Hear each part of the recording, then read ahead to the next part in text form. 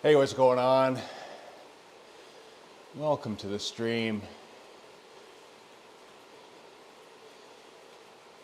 It is a snow day, so we're just spinning away. What can I say? 30 to 50 centimeters of snow. The engine light came on my Jeep yesterday, so yeah, we've dropped that off at the shop. Taking a few days off of work because snow, blizzard, taking public transit to get to work, just not going to be a thing.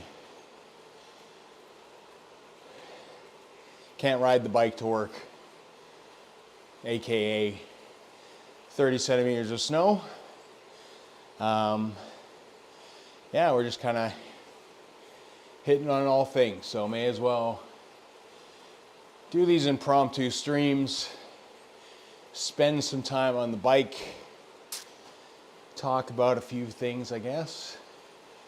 Maybe we'll see people show up, I don't know. People probably busy at work, having their work day, versus watching me spin.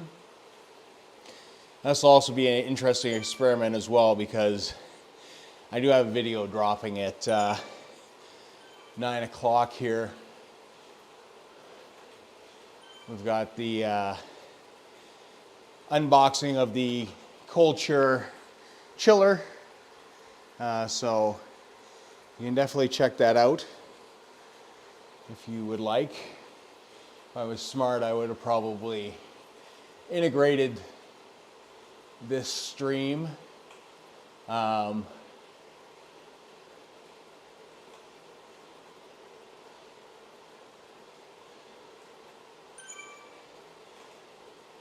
But, you know, like I said, there wasn't a lot of planning that went with this. It just, yeah, I went to get a haircut, got my haircut, jumped in, turned on the Jeep, and the engine light came on, and threw a code, checked it out with the OBS reader. It's probably a thermostat. You know, I don't have a diagnostic OBS. I could have just changed the thermostat, I guess, and see what happened, but I just kind of wanted to get it taken care of by somebody who actually knows what the hell they're doing. I mean, I have to get, there's 110,000 kilometers on that Jeep, so I also kind of needed to get the brake pads checked. Last time I had checked them, they were pretty decent, but that was also like, I want to say a year ago, so 25,000 kilometers was the last time I took a look at them, and probably just need to get some stuff dealt with. Never liked that much. Not a big fan of spending money on cars and all that kind of stuff. And just, it's endless, absolutely endless. But we have 3 days. We do have some stuff to do. Hopefully I will stay motivated to not be distracted, because that does happen, and actually have the discipline to get on the bike early enough in the day that I can, you know, sort of get into those other things. One of them being integrating the Shopify store into the website. For those of you who don't know, and has some painting gear in it, I've got to make sure that that's all kind of set up properly, and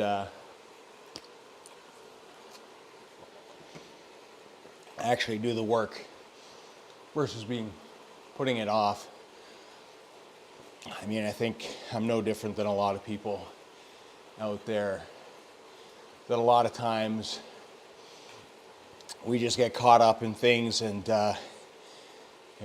procrastinate and put things off because there's things that we'd rather do. And I don't think I'm any different than anybody else in that category, for sure. Oh my God, we're almost at the finish.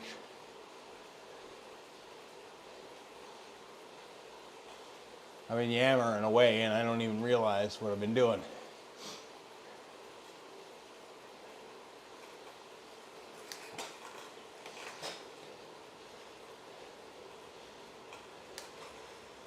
So I wonder if we can do like multiple run-ins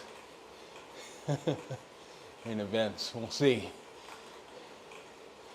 We'll also see what this spin brings, because I just really kind of want the bike, and that's it. We've unlocked the headphones. We have unlocked the Makura jersey. We have unlocked the helmet. I think we also unlocked the shoes. Appreciate the ride-on whoever sent that. That's something I gotta fix. I gotta figure out a way to see who's throwing the ride-ons.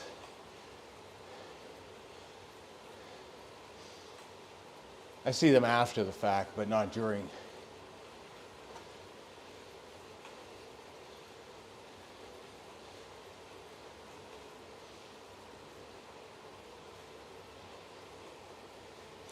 Yeah, so we just want to start getting some things done, get some real life stuff done as well, like actually finish and file my taxes, which maybe the timing is good in the sense that hopefully it might be bad too. If I owe money, it's bad. If I'm owed money, it's good, because then whatever this bill for the Jeep's going to be might sting a little bit less, but that's life. We all have big boy responsibilities, and unfortunately for me, they all just kind of came to a head. But again, like I said, being at home on a snow day with a Jeep in the shop, so I can't drive around anyways. There you go. Hey Silva, welcome to the stream. Thanks for tuning in, buddy.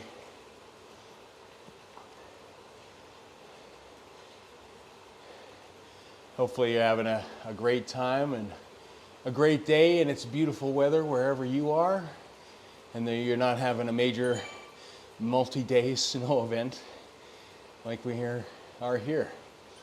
It's just crazy, man. Like there was not a stitch of snow anywhere, and we are absolutely buried at this point. And it's just started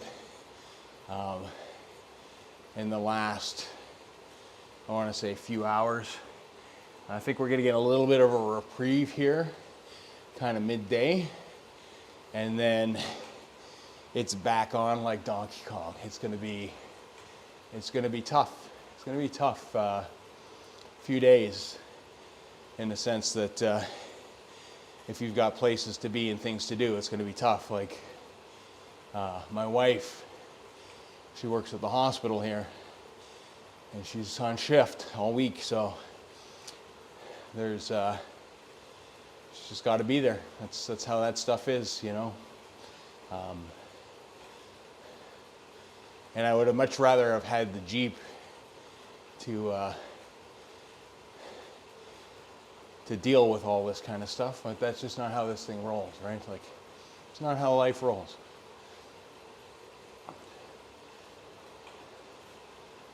What do we got? We got like half a kilometer left. Not bad.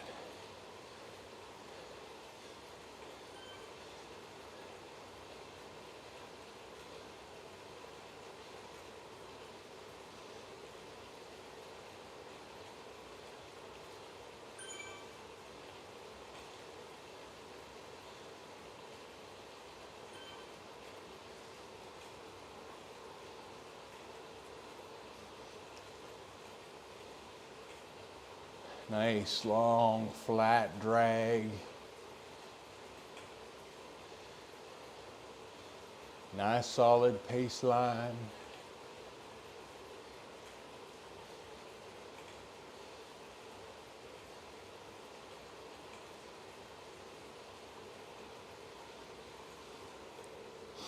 If I could only do 112 watts and go 40 kilometers an hour all day long, that'd be nice. Let's see what the big spin is.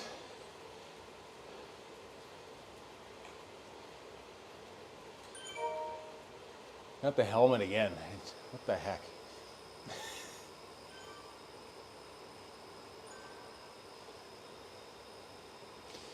Apparently, they've got a bunch of stuff rolling out for Zwift, including results on the actual Zwift website versus Zwift Power, which will be interesting. Maybe they're going to integrate stuff a little fuller. I don't know. Like, it'll be good. Maybe they'll actually start enforcing some stuff, which would also be good for races. Like, I think Pookie Butt was saying yesterday, actually enforcing heart rate monitors for a lot of races. I mean, short of WTR, you'll get disqualified, and nobody wants to do that on their team. But in individual races, if they could just have it, it's like that it senses it, at least at the very beginning, that would be all right. There's some other things, like they increased the aerodynamics of the tri-spoke wheels, which is good because apparently they were big clunky pieces of garbage. I'm just going to see something here.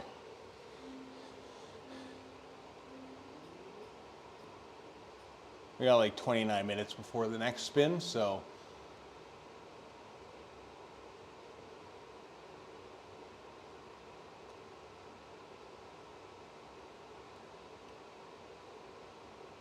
yeah, you see it's come up because I've already completed the one. I was curious if you could rejoin, but that's not the case.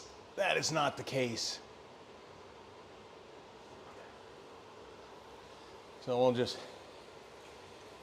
hang with Miguel for a bit, do that kind of stuff. I mean, I think all said and done today, we're going to probably do 100-ish, 150-ish kilometers. We'll just see how things kind of feel. My right calf's pretty tight from, not from cycling, but from doing weightlifting for my legs yesterday. So, I mean, overall not bad. Hey, thanks Silva for the follow over on Strava. Appreciate that, man.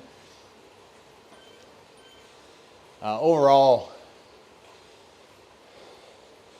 feel pretty good.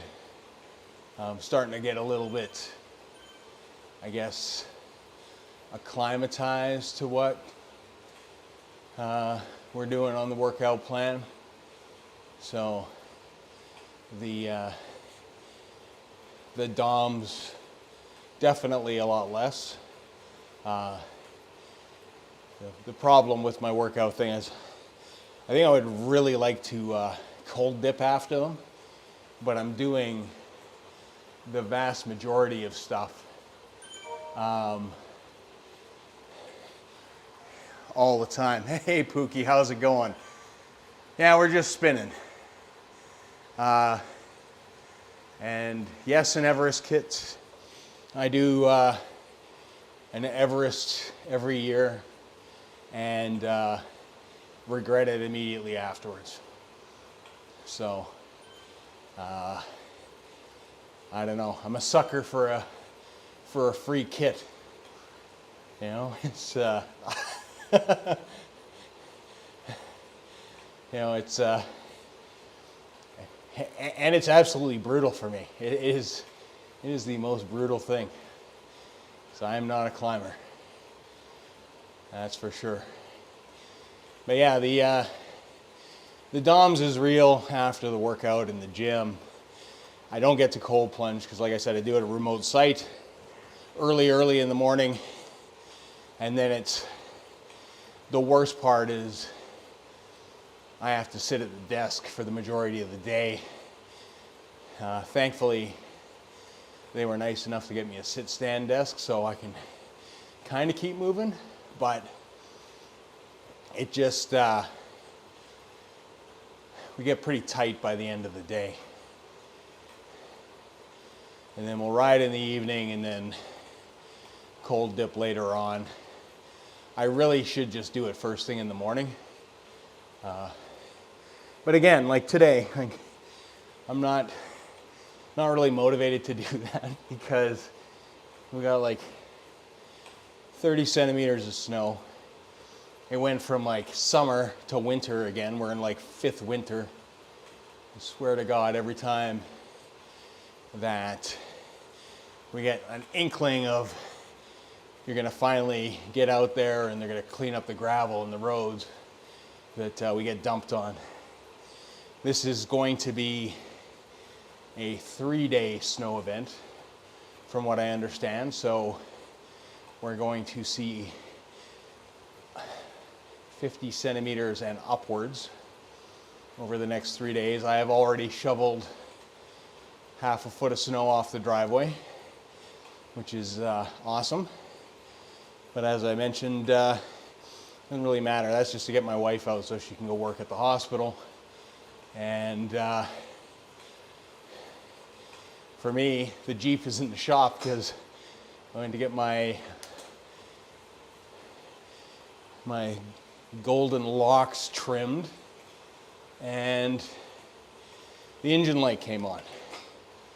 So, as expected, it's probably going to be a nice little bill that is unexpected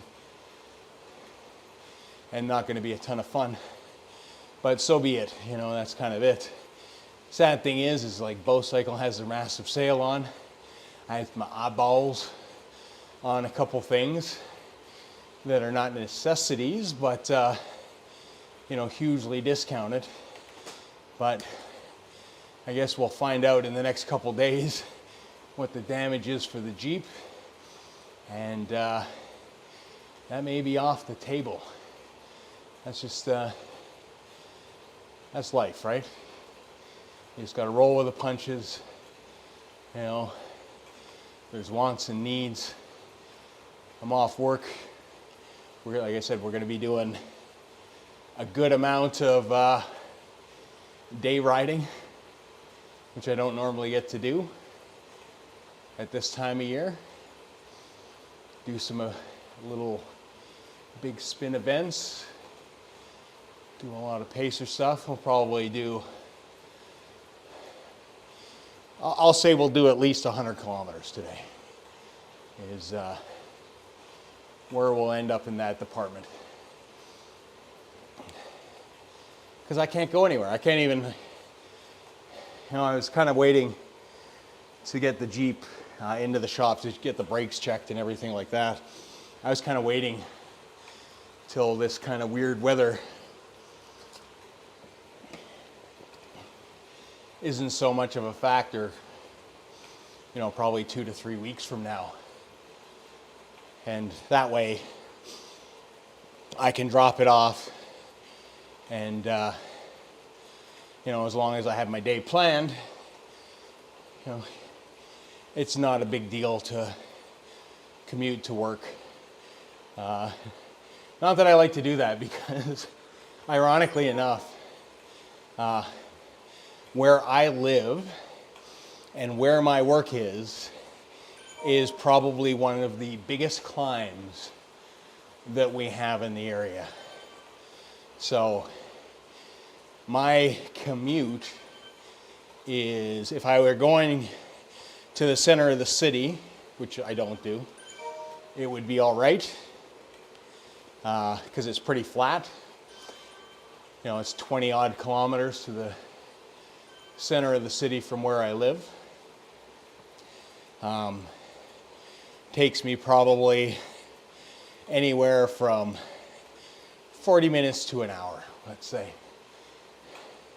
on a good day. You know, and that's just being reasonable. Decent pace, but nothing super crazy.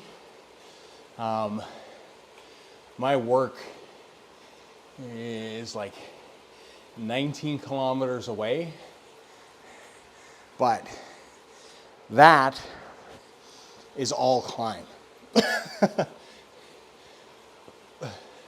Actually, that's not true. I have to go down a valley first, then do a climb to ride to the climb. And that's what my bike commute would look like. So, but when you got 30 centimeters of snow and you got skinny tires, and even with the gravel bike, that ain't gonna cut it. It's just not something I want to do. I'm telling you right now though, coming home is amazing. It's a completely different experience. So it's like suffer on the way to work, and then on the way home, it is absolute. It's just a bomb. It is an absolute bomb. And if you get lucky with lights and traffic, I mean, you are absolutely flying.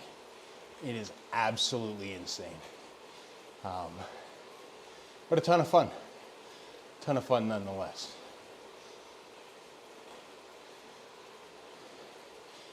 So what's new and exciting with you, Pookie? What about you, Silva? What's new and exciting with you? What's on the agenda? How was Dune? Ah, that's right. You went to Dune yesterday, Pookie.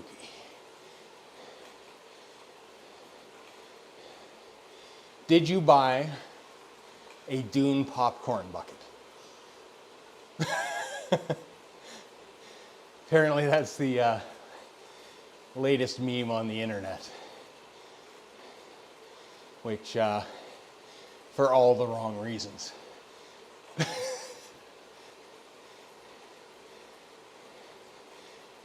One of those little, I don't know how little it is, but plastic shaped like a worm popcorn bucket. It's a great idea because the worm is such a big part of that series, but you know, I don't know if they were thinking too far ahead about the internet. Because the internet gets their hands on those things and, well, they just do internet things with them. What can I say? I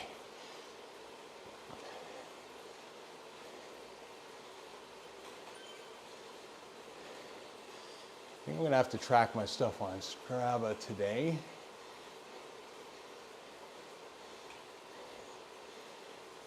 Yeah, because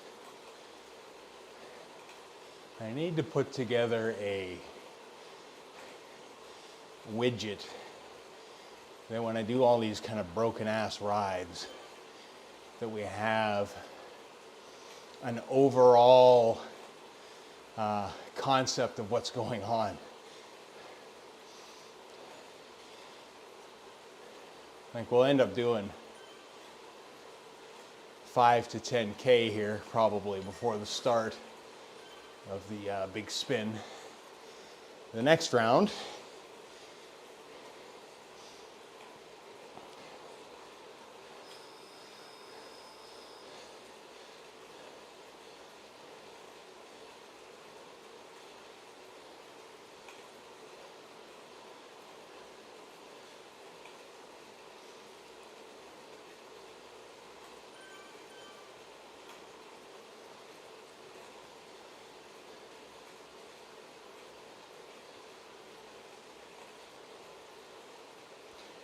whew.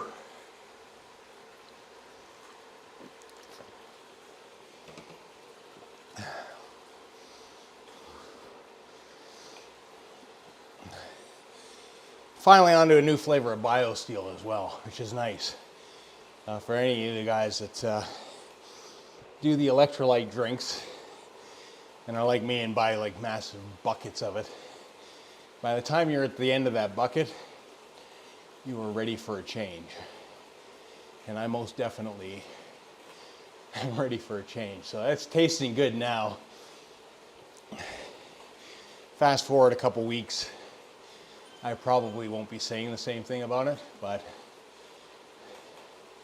that's just life. If I was smart, I'd probably just open 5 or 6 of them and just pick and choose.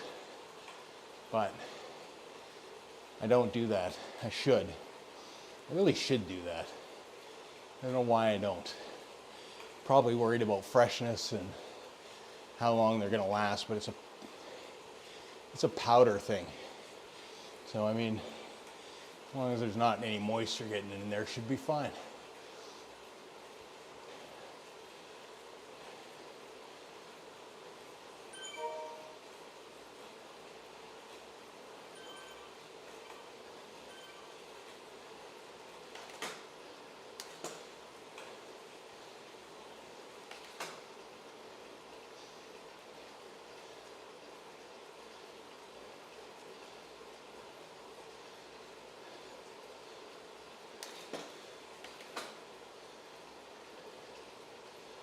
All right.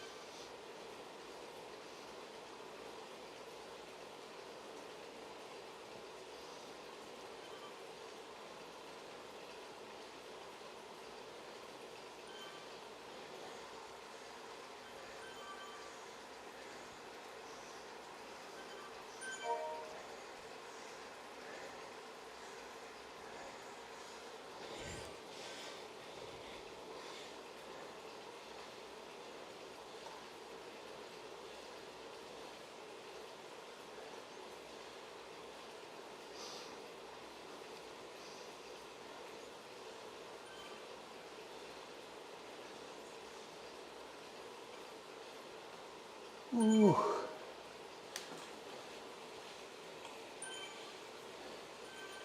I always forget to turn those HUDs off.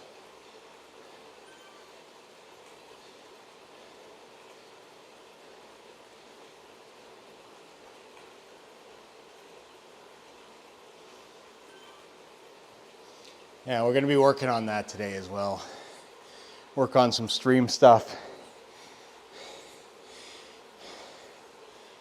Work on the store stuff. Work on the shirt stuff.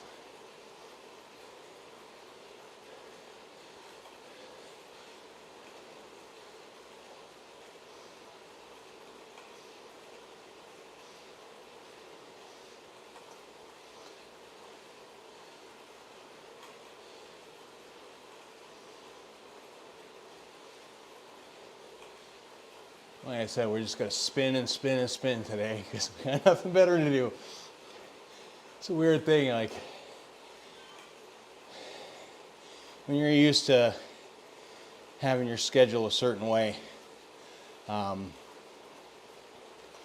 it definitely throws you off. Like I'm a creature of habit, so I like to make sure that I'm doing things. and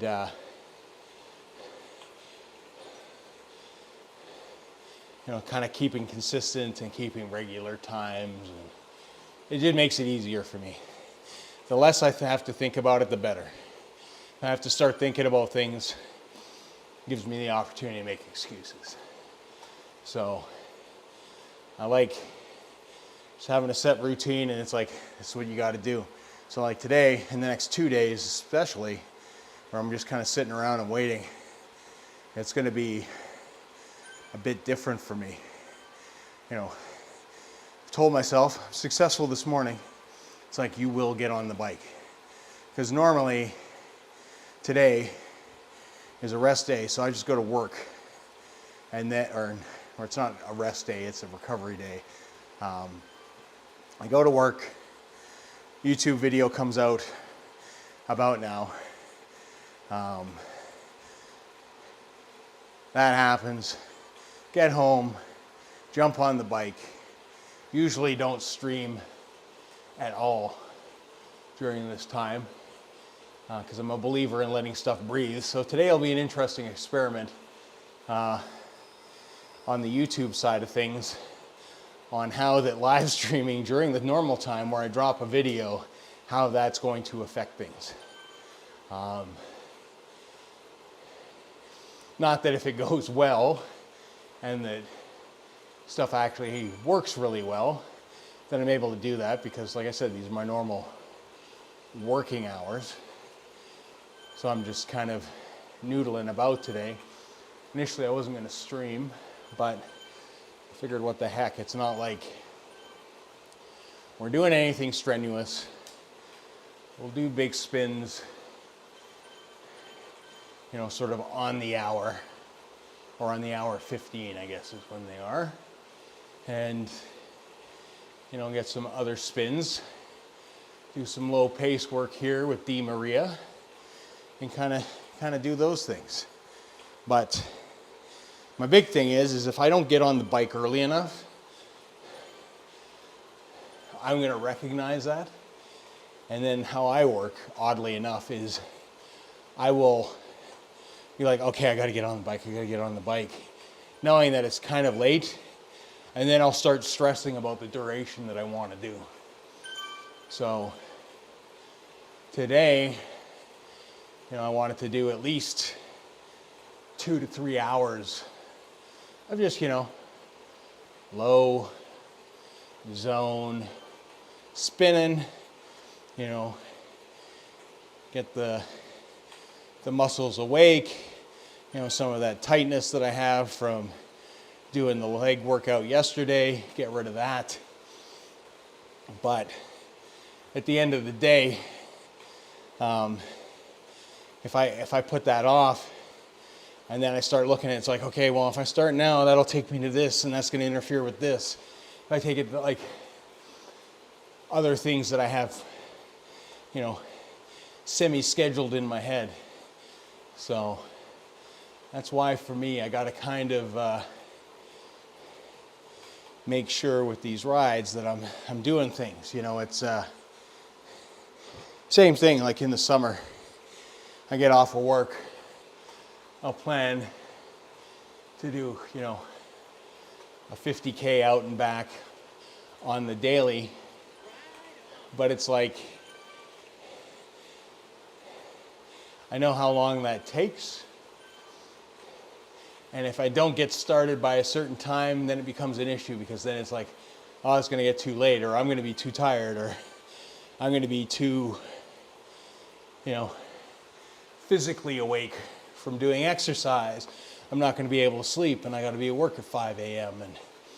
And, like I said, I have the ability to spiral very quickly, which is a reality for me, unfortunately. But as long as we keep things going, we should be all right. Like I said, tomorrow, hopefully, we will just be spinning along. I mean, there is the opportunity, tomorrow being Thursday, WTRL, and me being off during the day, that I could race TTT with Kaboom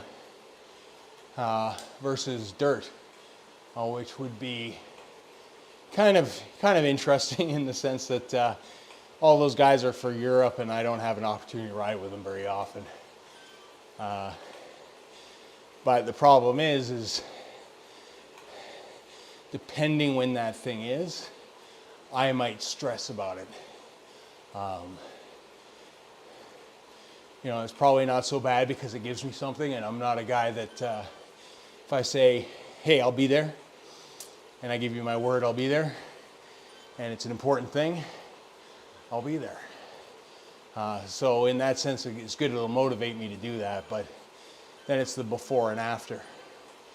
You know, I don't want to ride before because I don't want to hamper my capacity to perform, because I don't want to let people down in a TTT.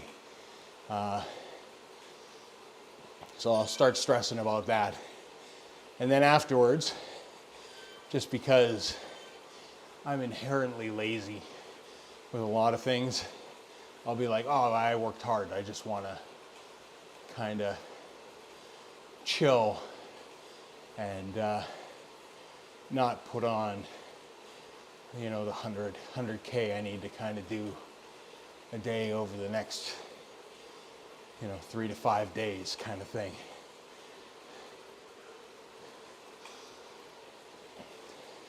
I shouldn't say 100 every day. 50 to 100 is kind of the thing. That's the norm. I was pacing myself quite well, and then I just kind of fell off the wagon a little bit. Again, mainly due to the weights. I just didn't feel 100%, and I just wanted to, you know, when you get older, injury management is definitely a thing. So I didn't want to push myself too hard, because I know even though I'm using muscles that I use, I'm putting them through different stress. So at the end of the day, they are very kind of different feelings, I guess, in my muscle groups. And I don't want to put myself in a situation where I'm going to cause myself an injury, especially at this part of the season where we're just getting kind of ready to do things. All right.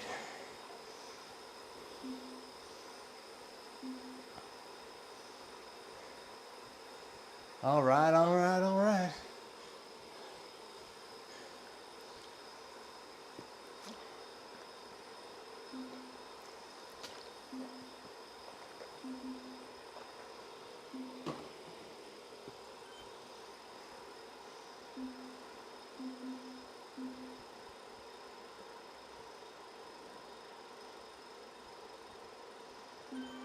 What do we got? It's amazing how many people are in these events.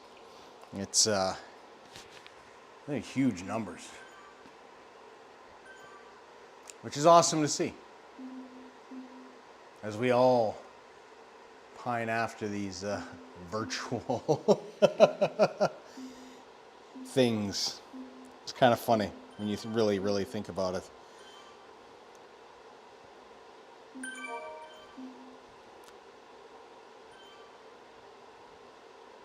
Junk.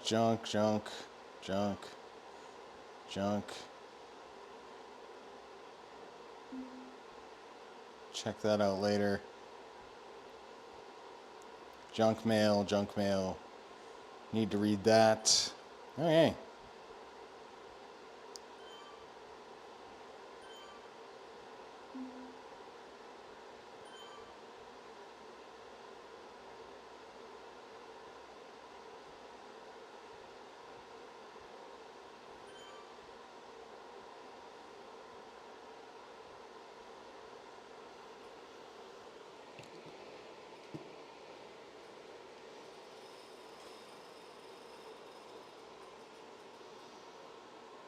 Oh, stretch.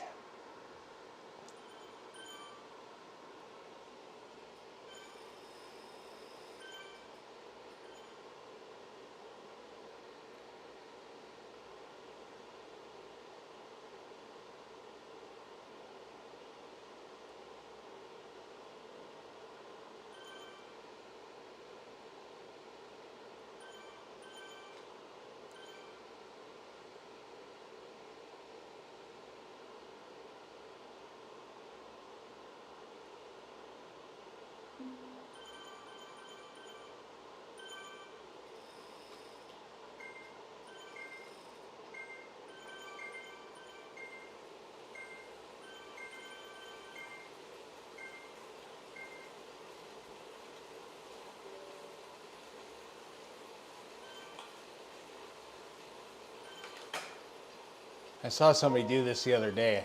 Like if you've got your, oops. You got your coffee ready.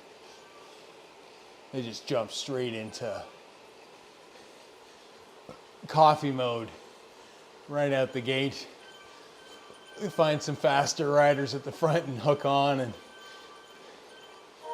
get her done.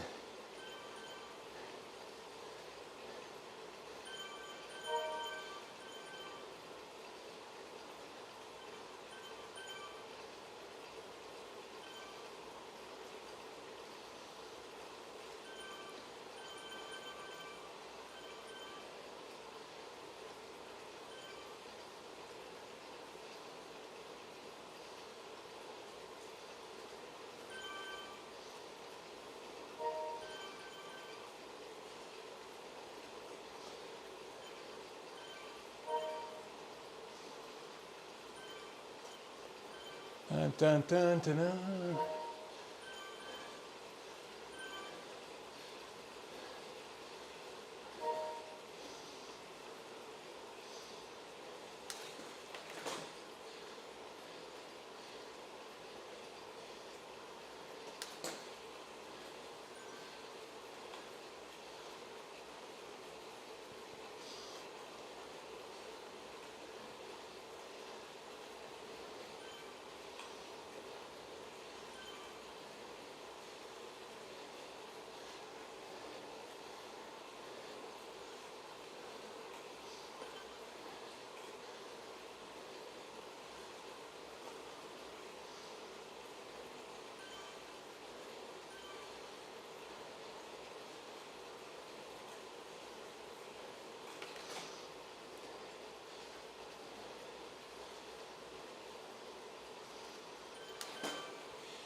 Hey, morning, Dew. How's it going, man?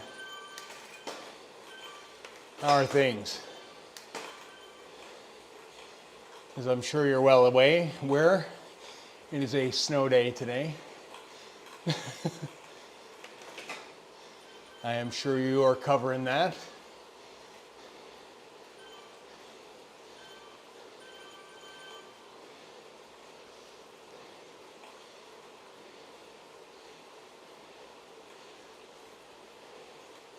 How are things out east, my dude?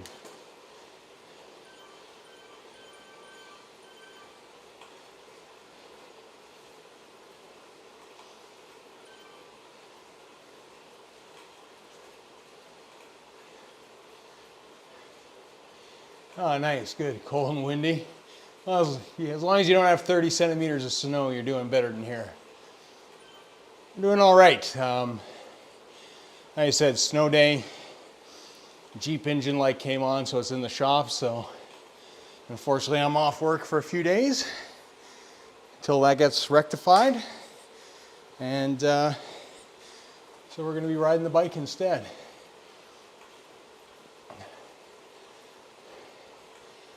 Yeah, it's a massive system. It's and it's only March, so I mean we can probably expect a couple more soon.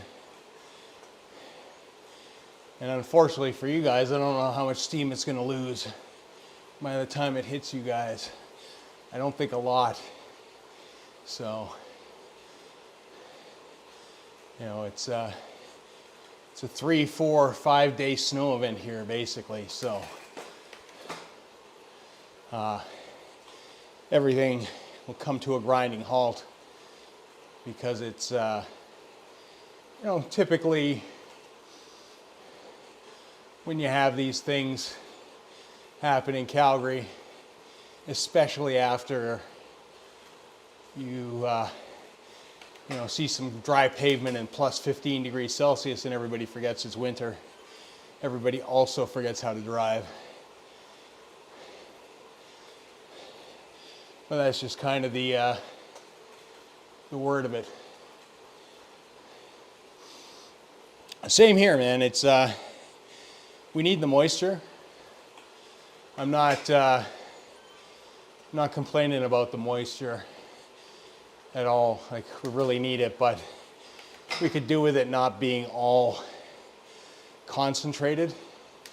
Because let's be honest, when you have big melts like that, the ground doesn't absorb all of it. I mean, for the mountains and the snowpack and for the rivers up in higher altitude, I mean, give her. Because that is needed, right? Those higher elevations slow melt during the summer, keep things going. But yeah, it's gonna be drought season this year, unfortunately, which nobody's gonna look forward to. Some things never change. They don't, not here anyways. It's pretty predictable behavior in this city. So for that reason, I don't mind being off the time from work. It's not a huge deal. I had a bunch of holidays over my allotment anyways, so it's not like I have to do anything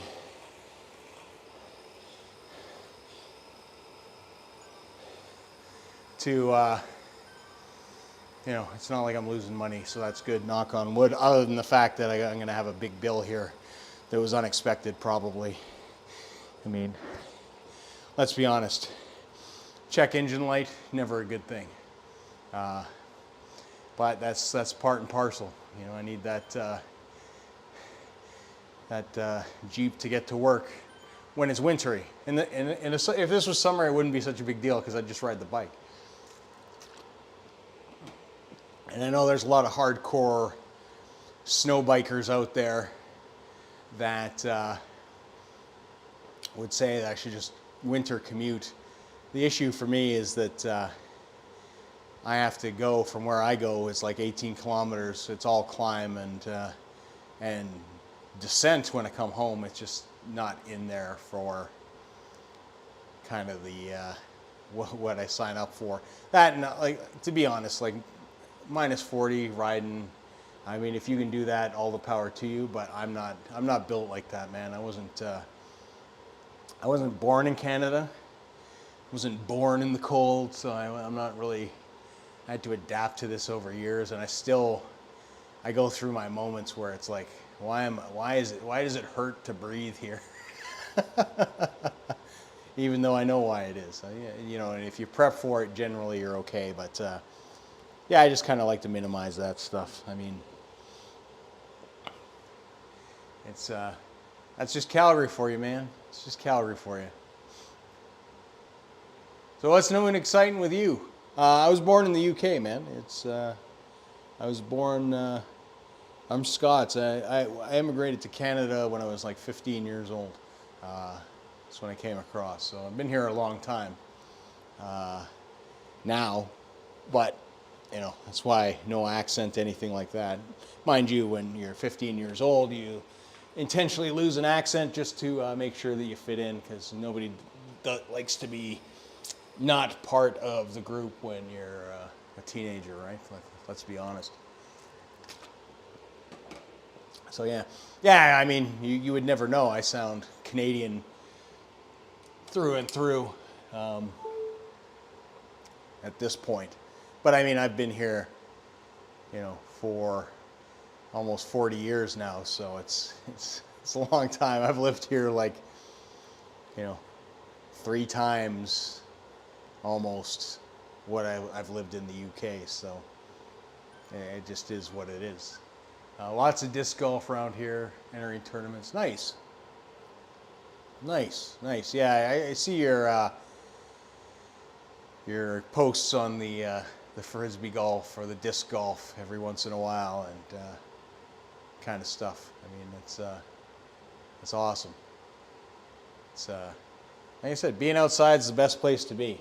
It's sitting on a trainer indoors. It's better than doing nothing, but I would much rather be riding this bike outside, just not today.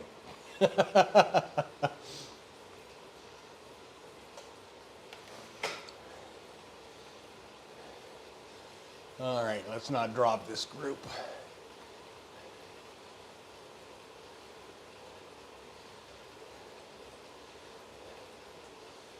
There we go. Back on her.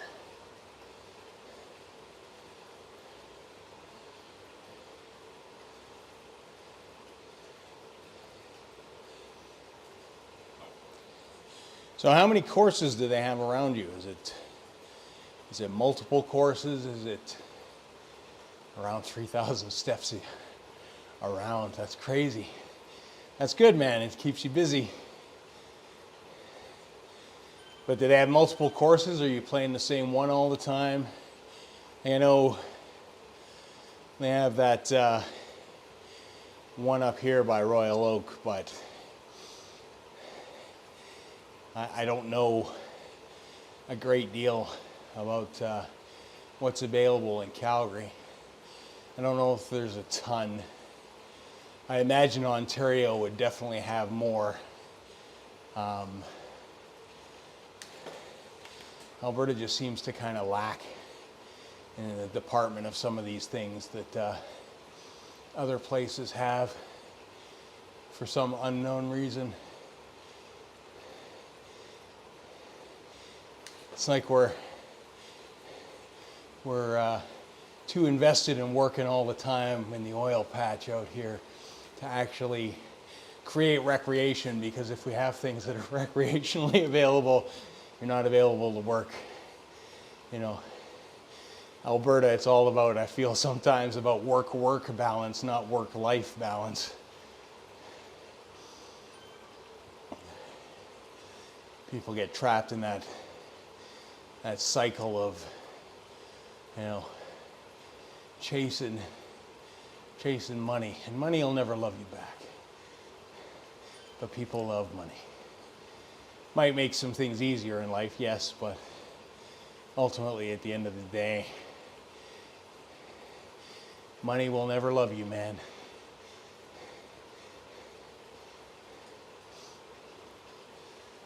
All right, I'm just going to stick on this nice little strung out train, get the draft, have some chili before we get our spin.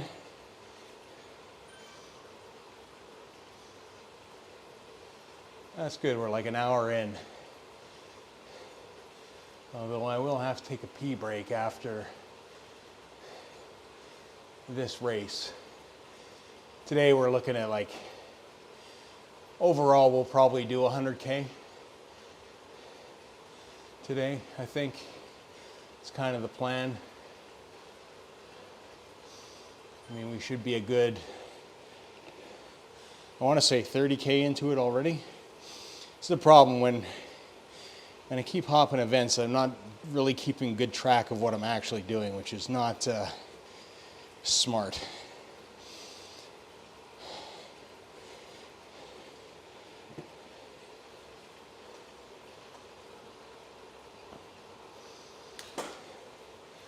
And we're not necessarily pacing the best either.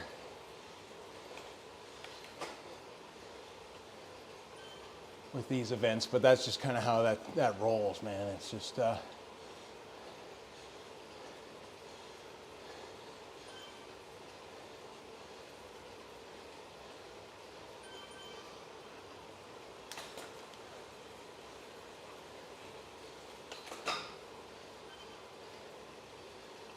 and the wife's got the heat on.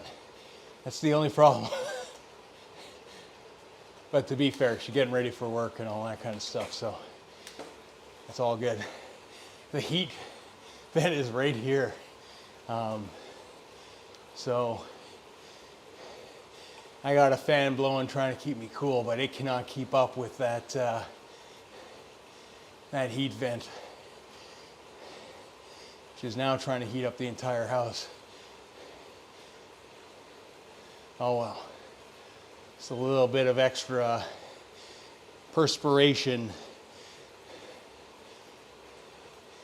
So when we jump on the scale later today, we get a false sense of weight due to loss of water and fluids versus actual body weight.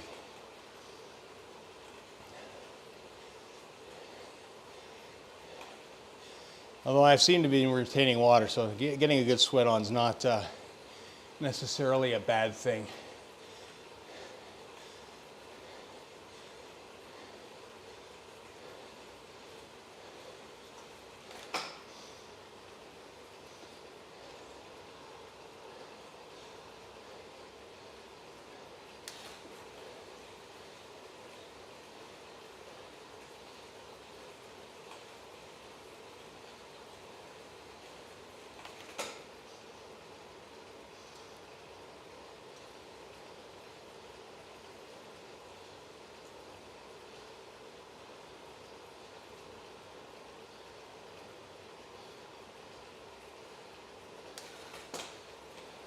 Nice thing is this route's been pretty chill to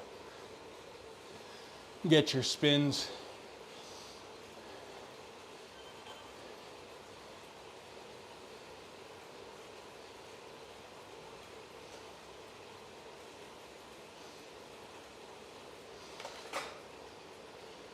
Not a huge amount of climbing, so that's good. Keep the pace pretty consistent.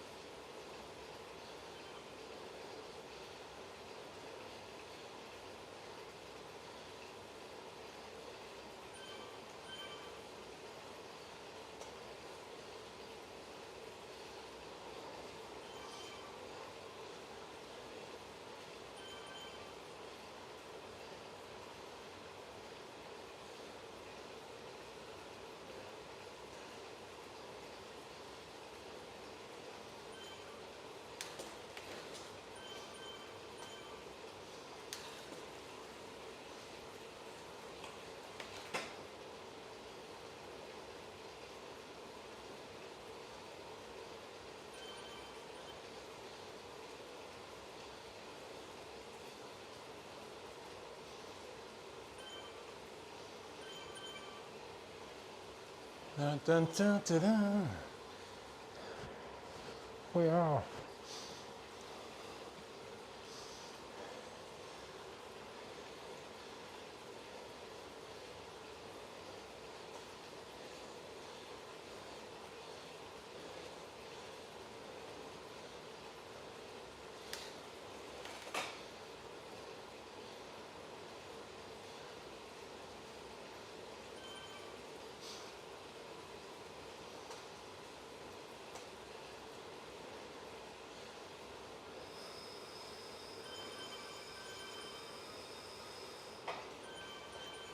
Stay in this giant blob.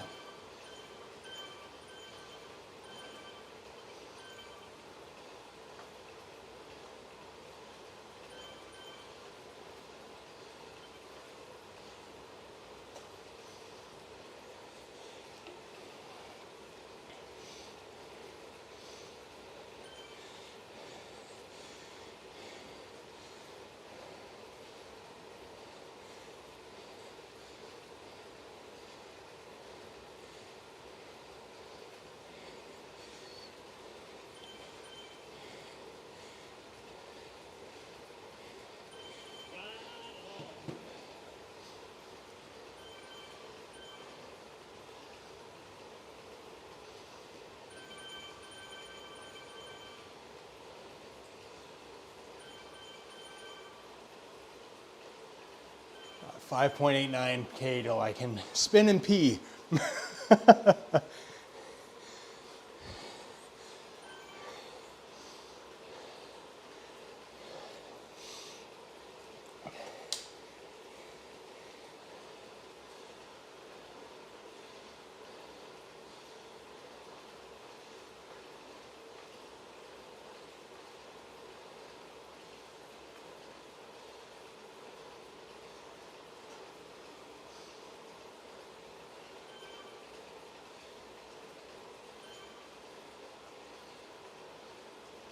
Slowly Pac-Maning up the road.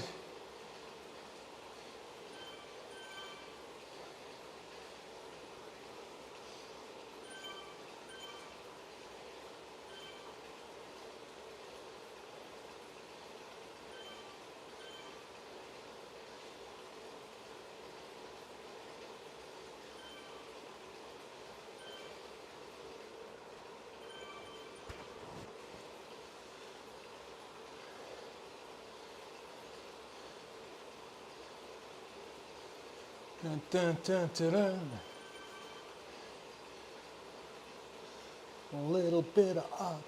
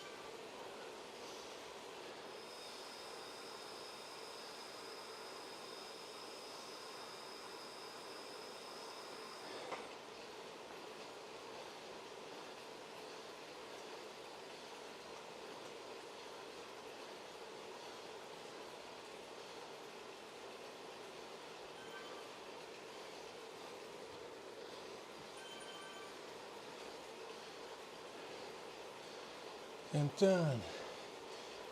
Hey.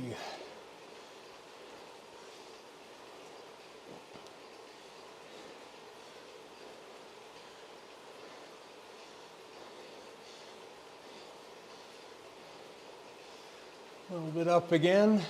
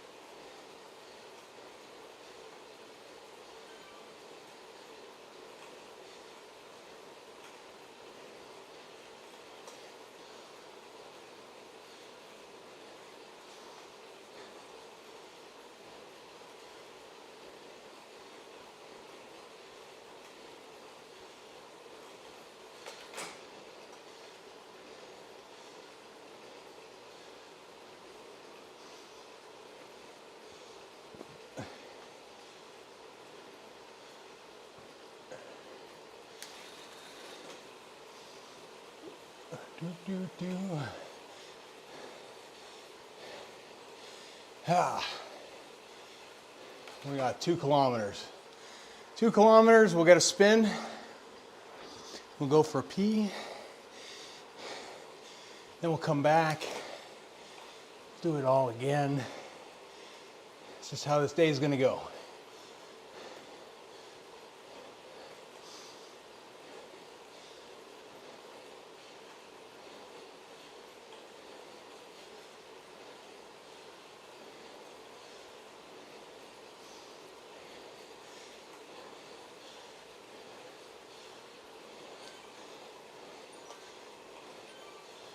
You're a ghost? Why are they giving me ghost?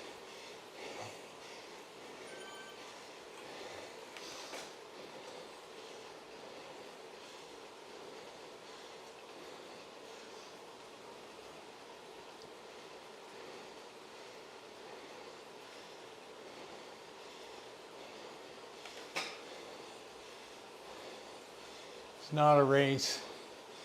Don't need ghost.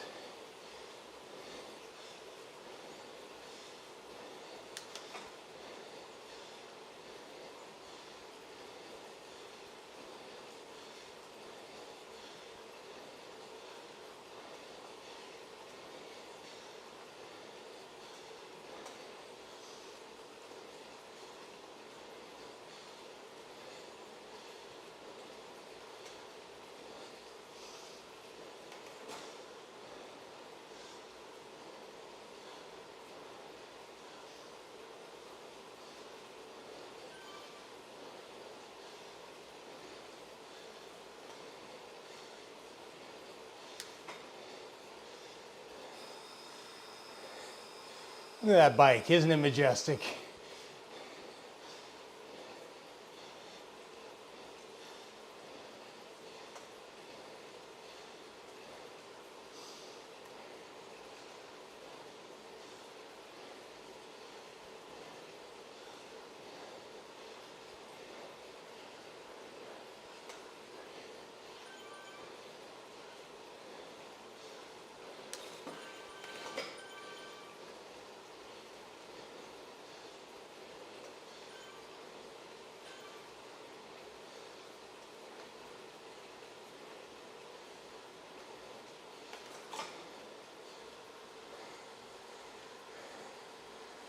Another lap almost done.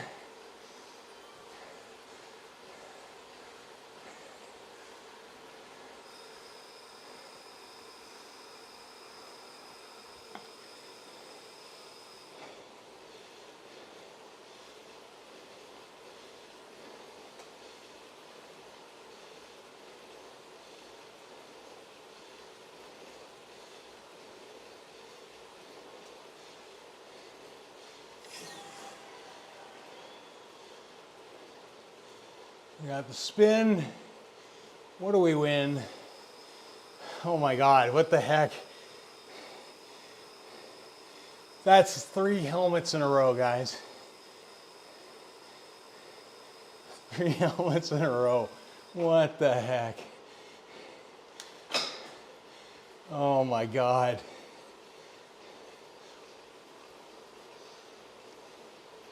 That's insane. Absolutely insane. Oh well. What can you do?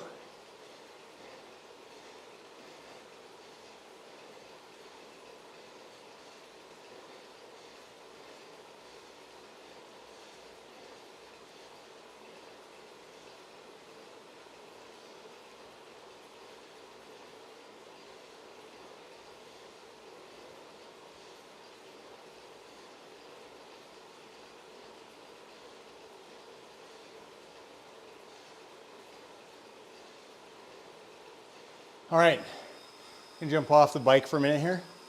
I have to go pee.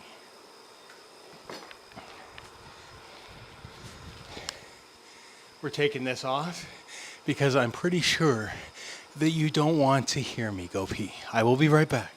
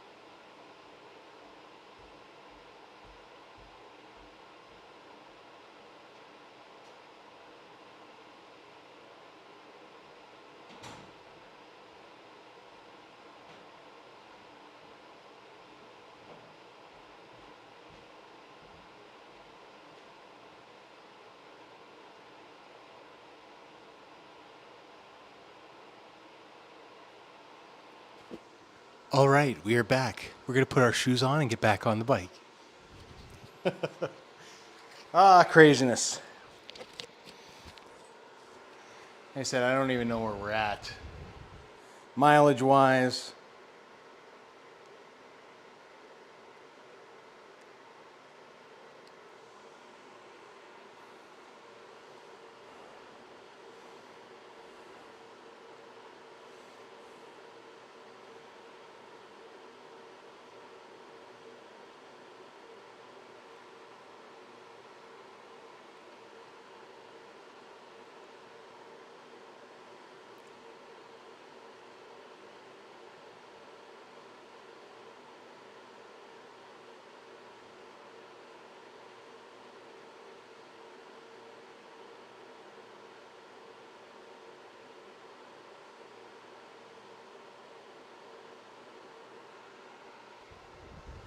All right, we're going to switch gears here.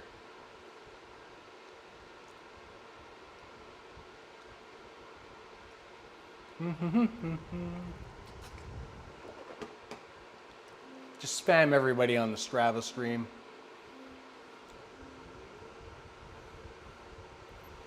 Coming up to level 65. I never usually show you guys that stream.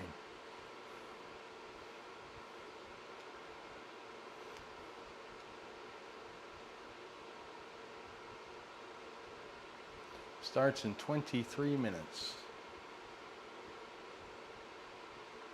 What if we join both? Can we join both? No, one or the other. We're going B.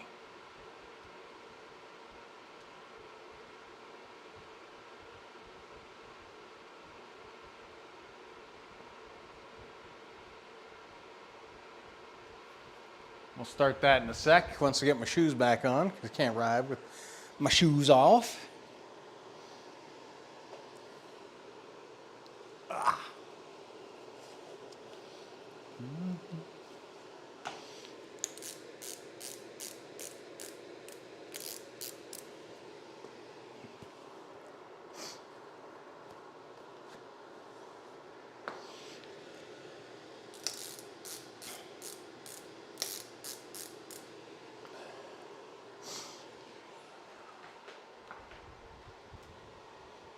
So the other thing that we got to accomplish in the next 3 days is I do have to take this bike off the trainer. It's a big part of me riding early too, I guess. And put some new tires on there, because I will show you why.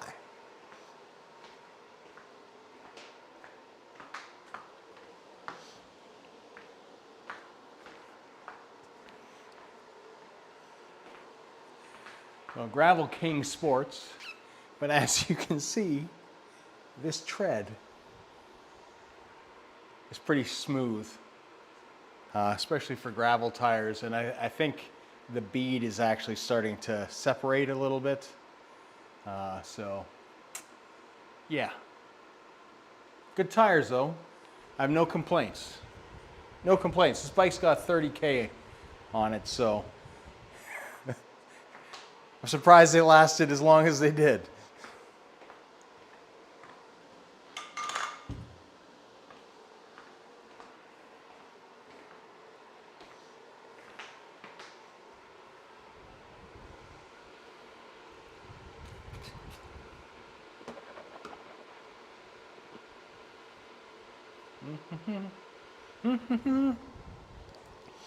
All right, let's join Miguel for a few minutes.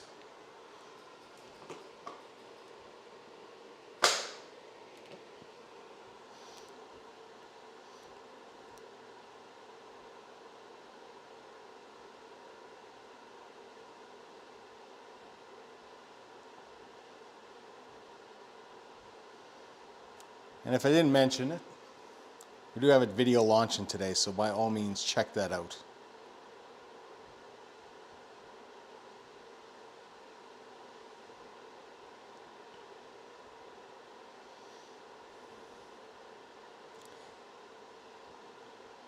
Like how my phone is telling me to go vertical live. I don't understand why, but whatever. It works, I guess.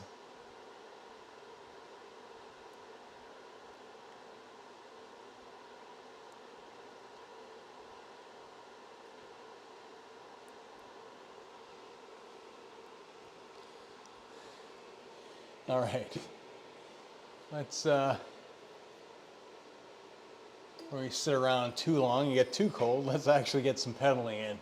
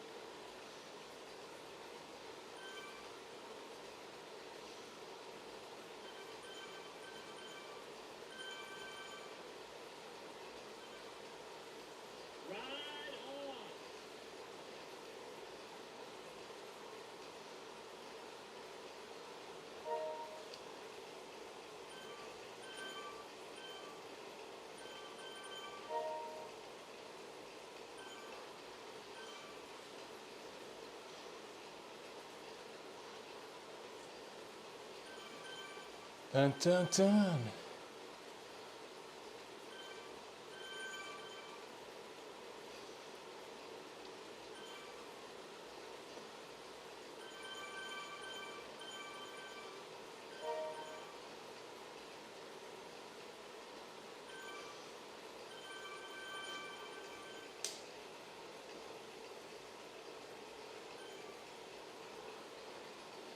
Oh, their coffee stop.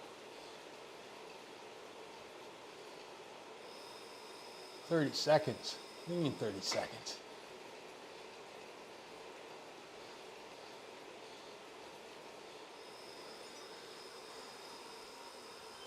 Has a coffee stop changed?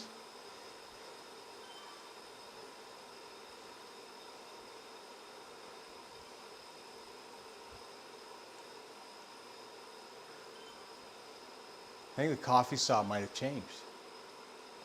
Or maybe that's because I started at Tempest Fusion. I don't know. And then I just locked on. It's weird. It's really weird.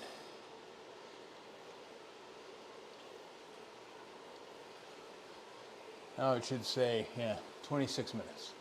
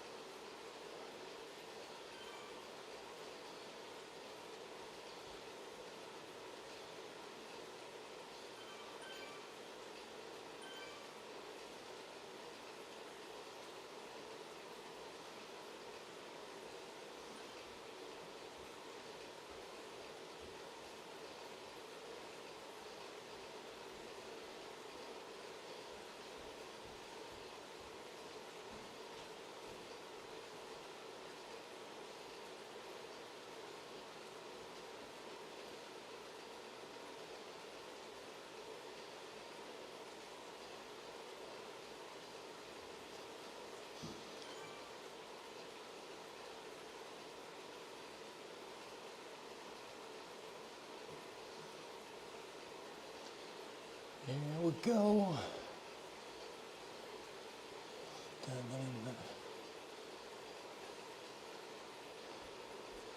Oh, looks like Mitchell started Zwifting.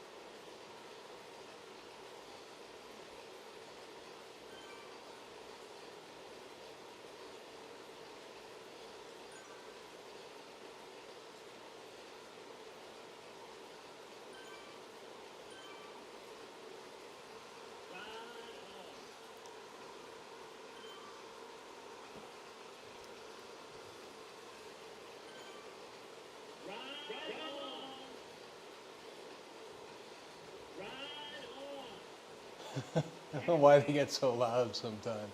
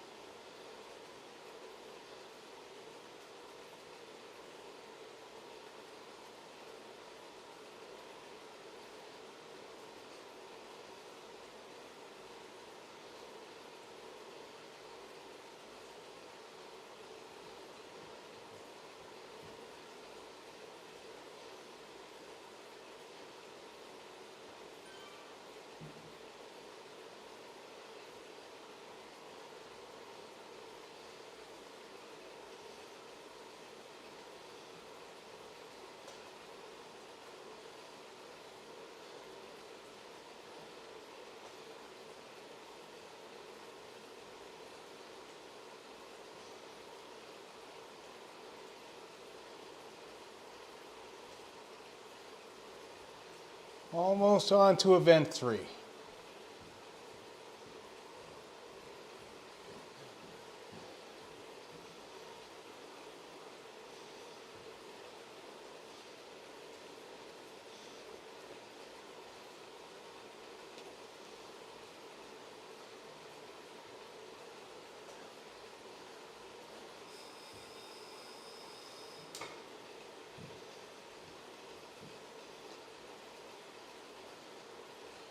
Another 10 minutes and we'll be on our third round. Fourth round. Probably onto our fourth helmet.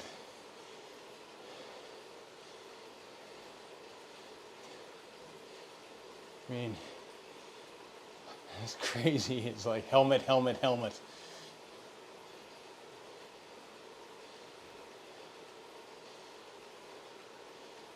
Might be the helmet stream, who knows?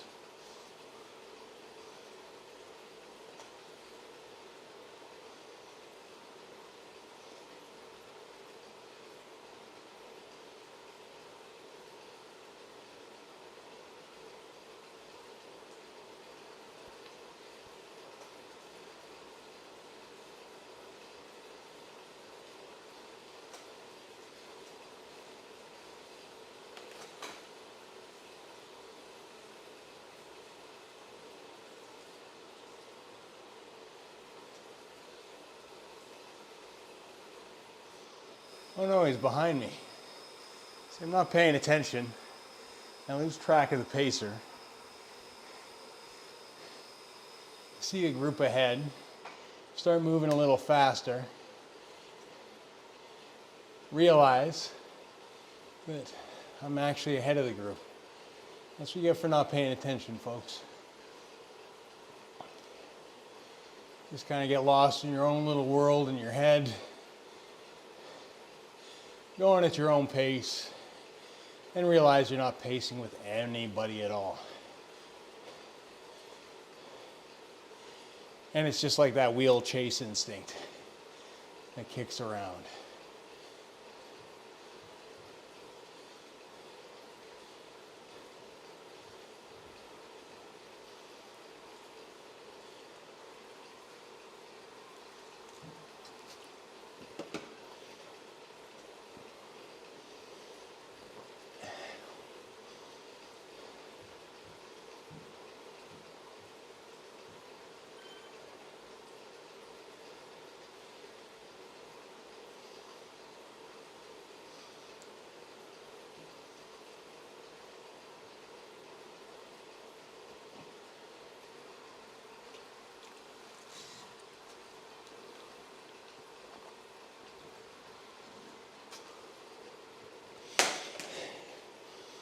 Bottle down.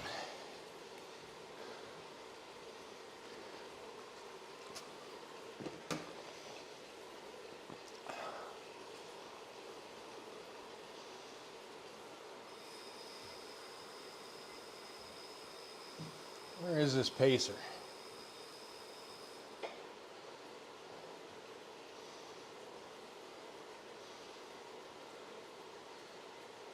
Slow down here, they should zoom past.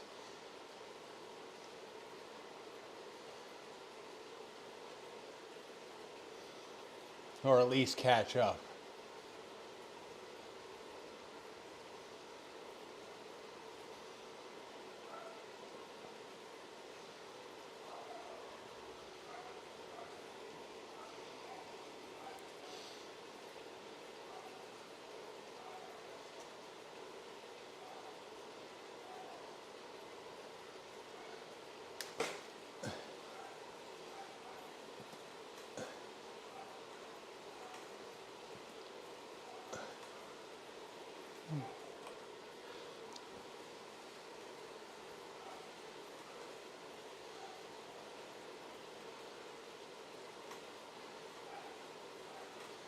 Still not caught up yet. Jeez. Come on, boys.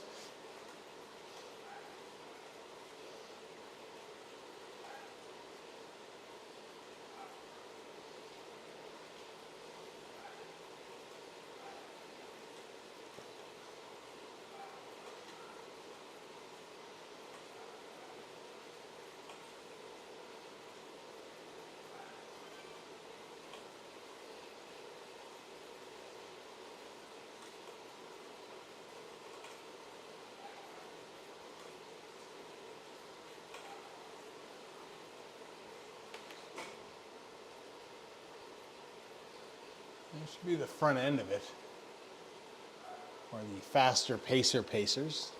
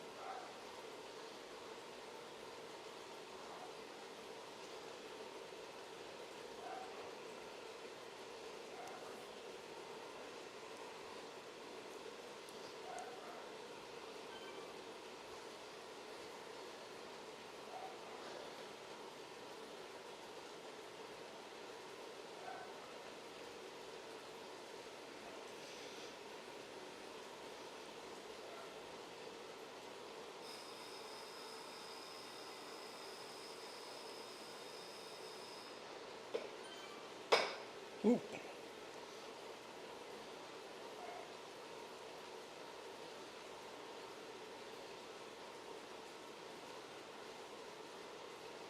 Almost there. 4 minutes till the next one. Just as we reconnect, just as we slow down enough to actually be on the group again.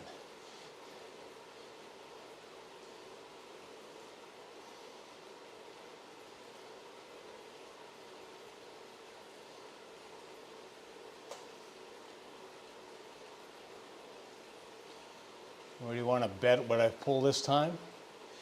On the last 3, they've all been helmets, so let's go with helmet. I can't believe this. Especially in the same session, it's insane.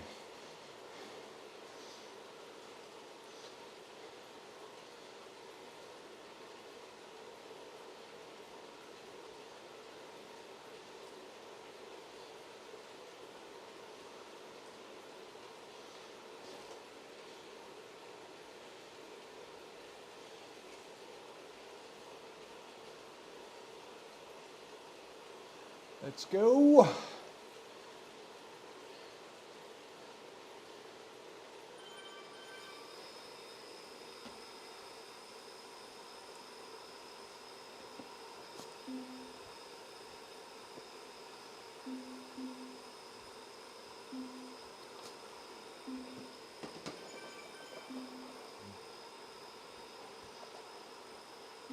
Ah.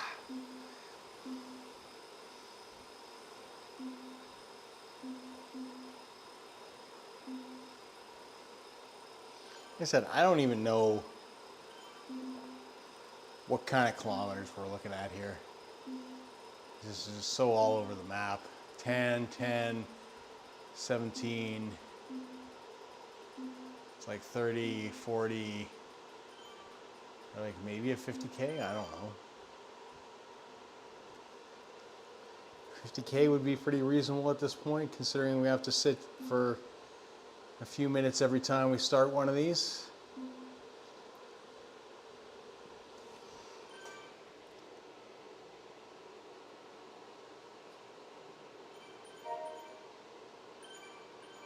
Minutes.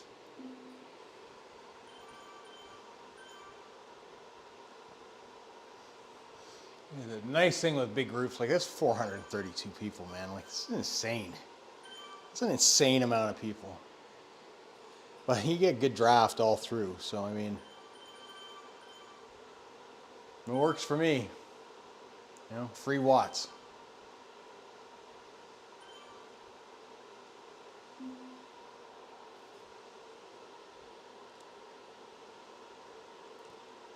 Free watts.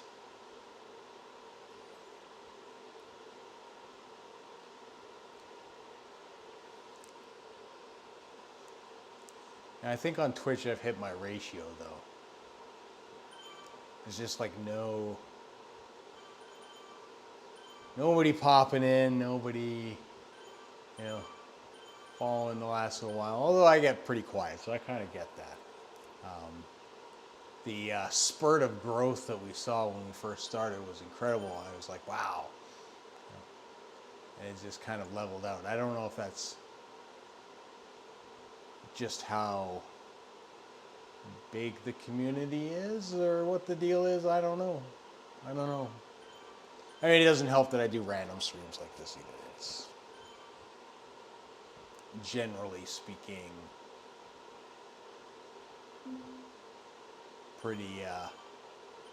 pretty unannounced. Go time.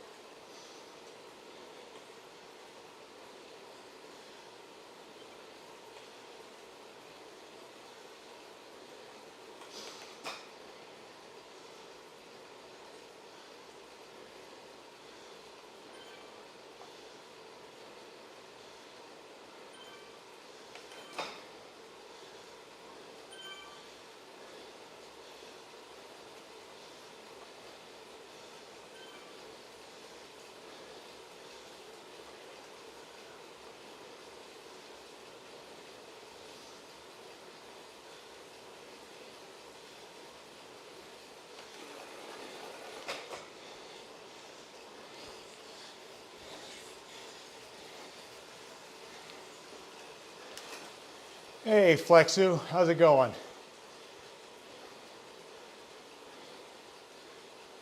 How's your day?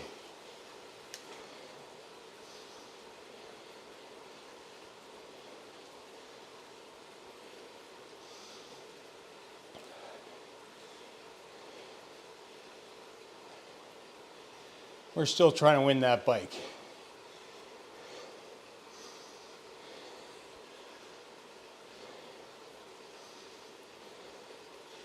This is our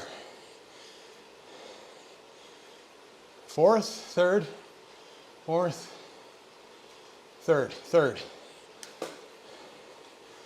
big spin of the morning.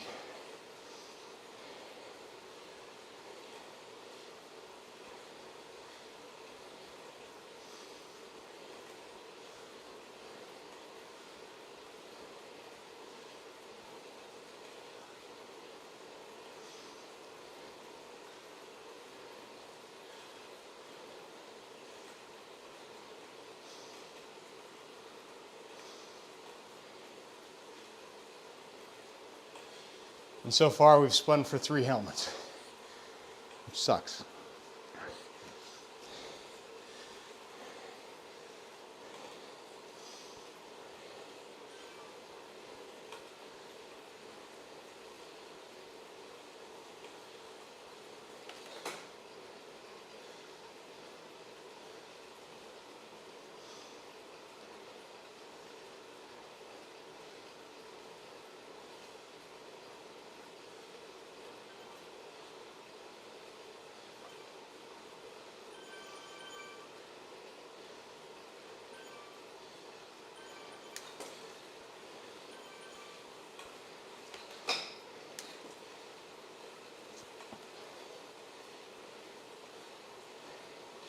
That's good you got lucky, man.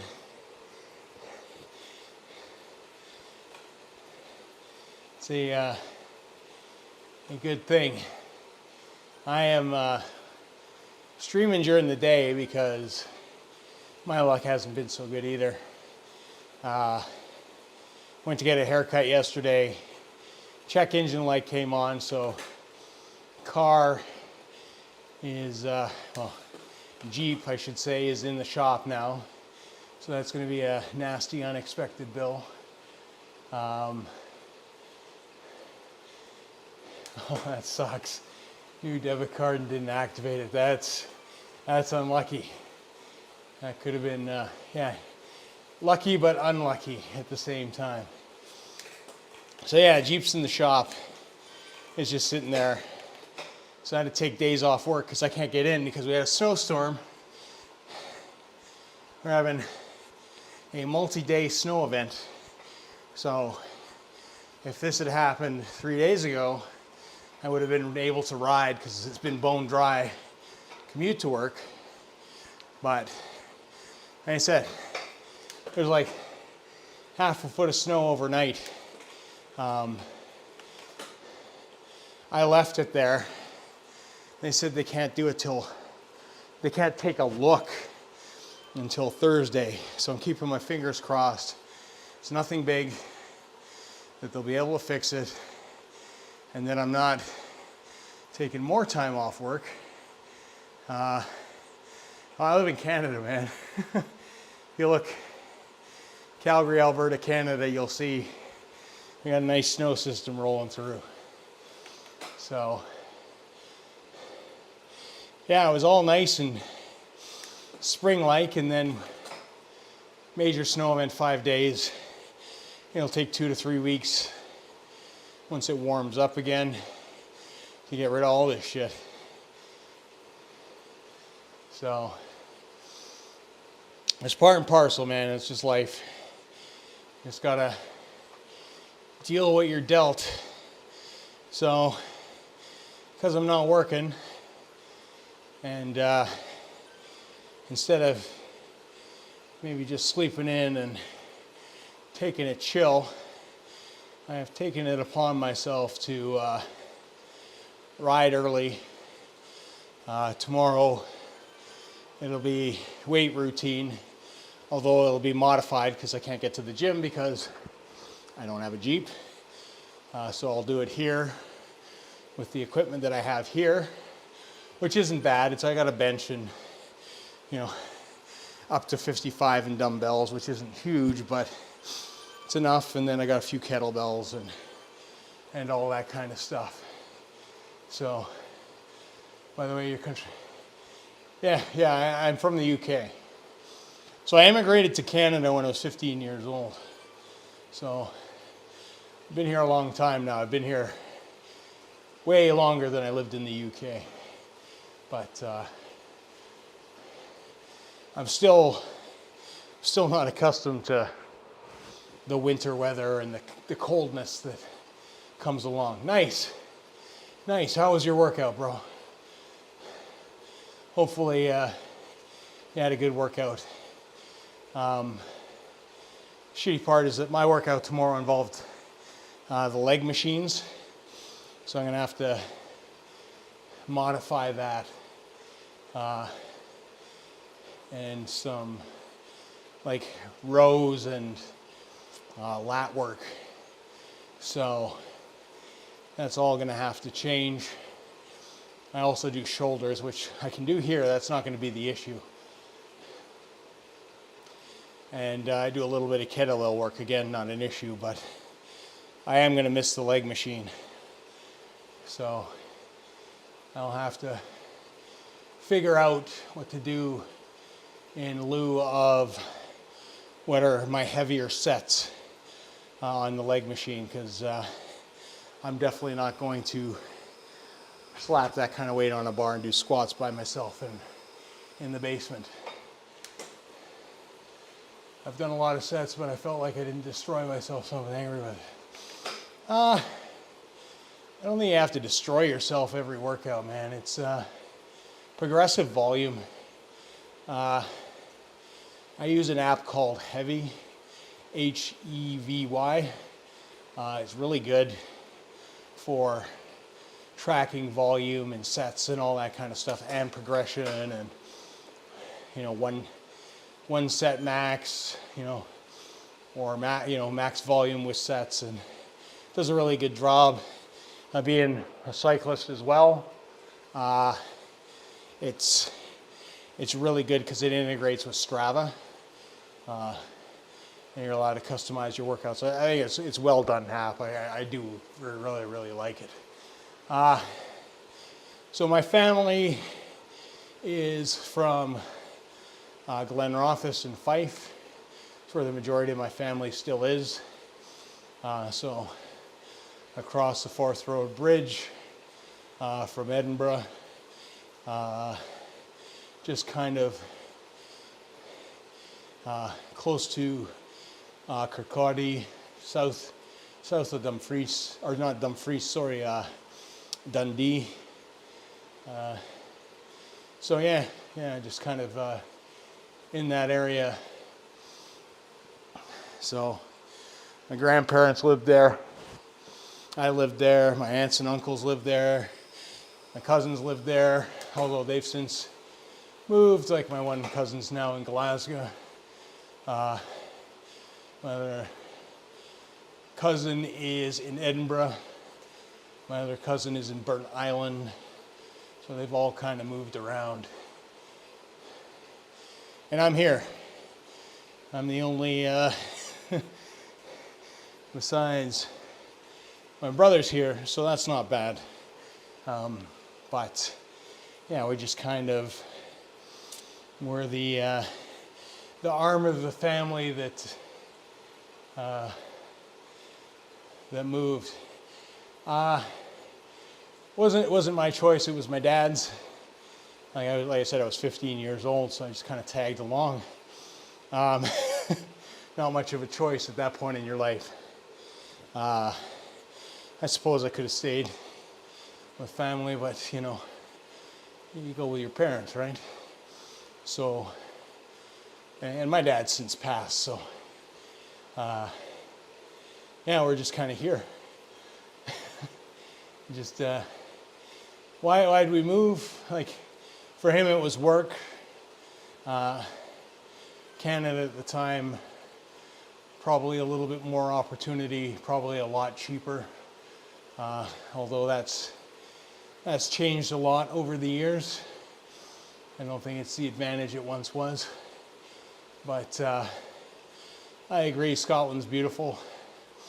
When I go home and visit family, I get homesick, but I am very Canadianized or North Americanized, or, my schooling's here, university-wise and stuff. So, I mean, yeah, who knows? I wish I would go out along and move to Scotland with the accent too. Yeah. It's, yeah, sometimes I think about going back, towards, maybe retirement or something like that. But I mean, it's tough because, I have friends there, and I have family there, but I have friends here, and my life has been here for a long time, so it's not easy to kind of upend and move back, and it's beautiful, but it's still cold and wet and all that kind of stuff. I would almost, I would sooner, I think, move to Spain or, somewhere southern Europe where you've got nicer summers. I've got family that lives in Greece, and I go visit them every once in a while. It's a beautiful country, beautiful temperatures, great food, much, much more different like that. But I mean,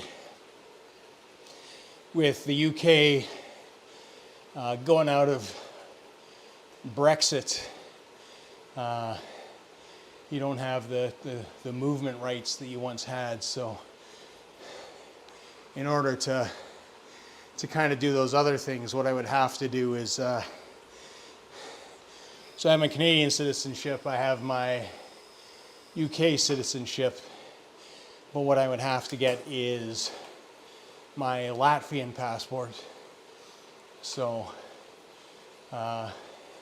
which my brother has, and my uncle has, so reestablish, sort of that connection to Latvia, and then I'd have a European Union passport, then it's game on again. Yeah, it's,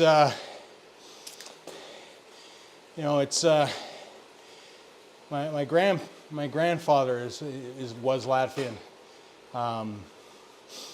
and what happened was, during the war, the Germans rolled in and occupied Latvia, obviously, and then pushed into Russia, and it's wartime and you're stuck in a hard place, and then the Germans started rolling back because the Russians started beating them because of the cold and stuff, and started pushing them back, and they started rolling into Latvia. And when they did, my grandfather was an architect, and my great-great-grandfather, my understanding, taught university. So the Russians kind of swept everybody up, and I believe my great-grandfather actually got shipped to a work camp in Siberia, and my grandfather was being held, and he decided that wasn't for him, and he managed to escape, and he fled across Europe with my grandmother, who was pregnant with my uncle, had a baby basically on the move, and they ended up being refugees in the UK. So on my mom's side of the family, we're Latvian and Estonian. On my dad's side of the family, we're Scots. So that's where the Scottish tie-in is, I guess. So theoretically, I'm bloodline-wise, I'm Eastern European and Scottish mixed. So there you go. little family history, little world history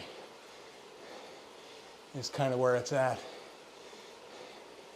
So it's different. It's completely different. I mean, you know, it was a different time and different struggles. You know, I look at,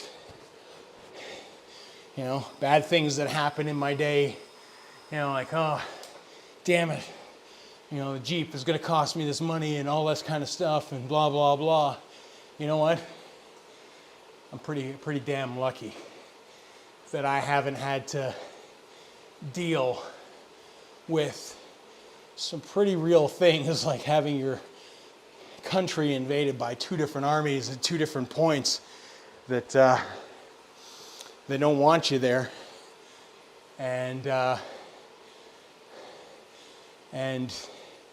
ultimately, you know, whatever problems I have is not fleeing across Europe to survive with my family. So no matter what I got to bitch about, sometimes I need perspective on my own life.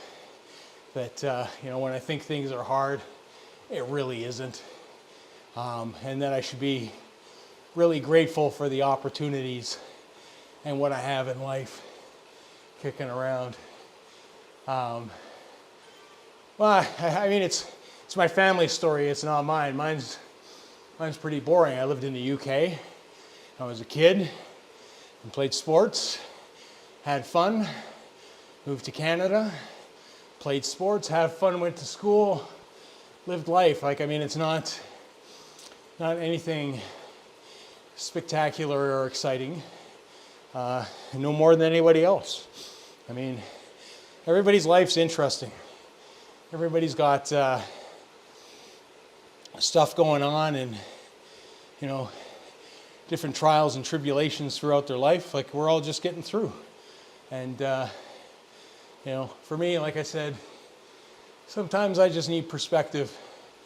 Then when I have a bad day like I had yesterday, and I start stressing out about things that really, if I compare, you know, like I said, what my grandfather went through, I got nothing to complain about.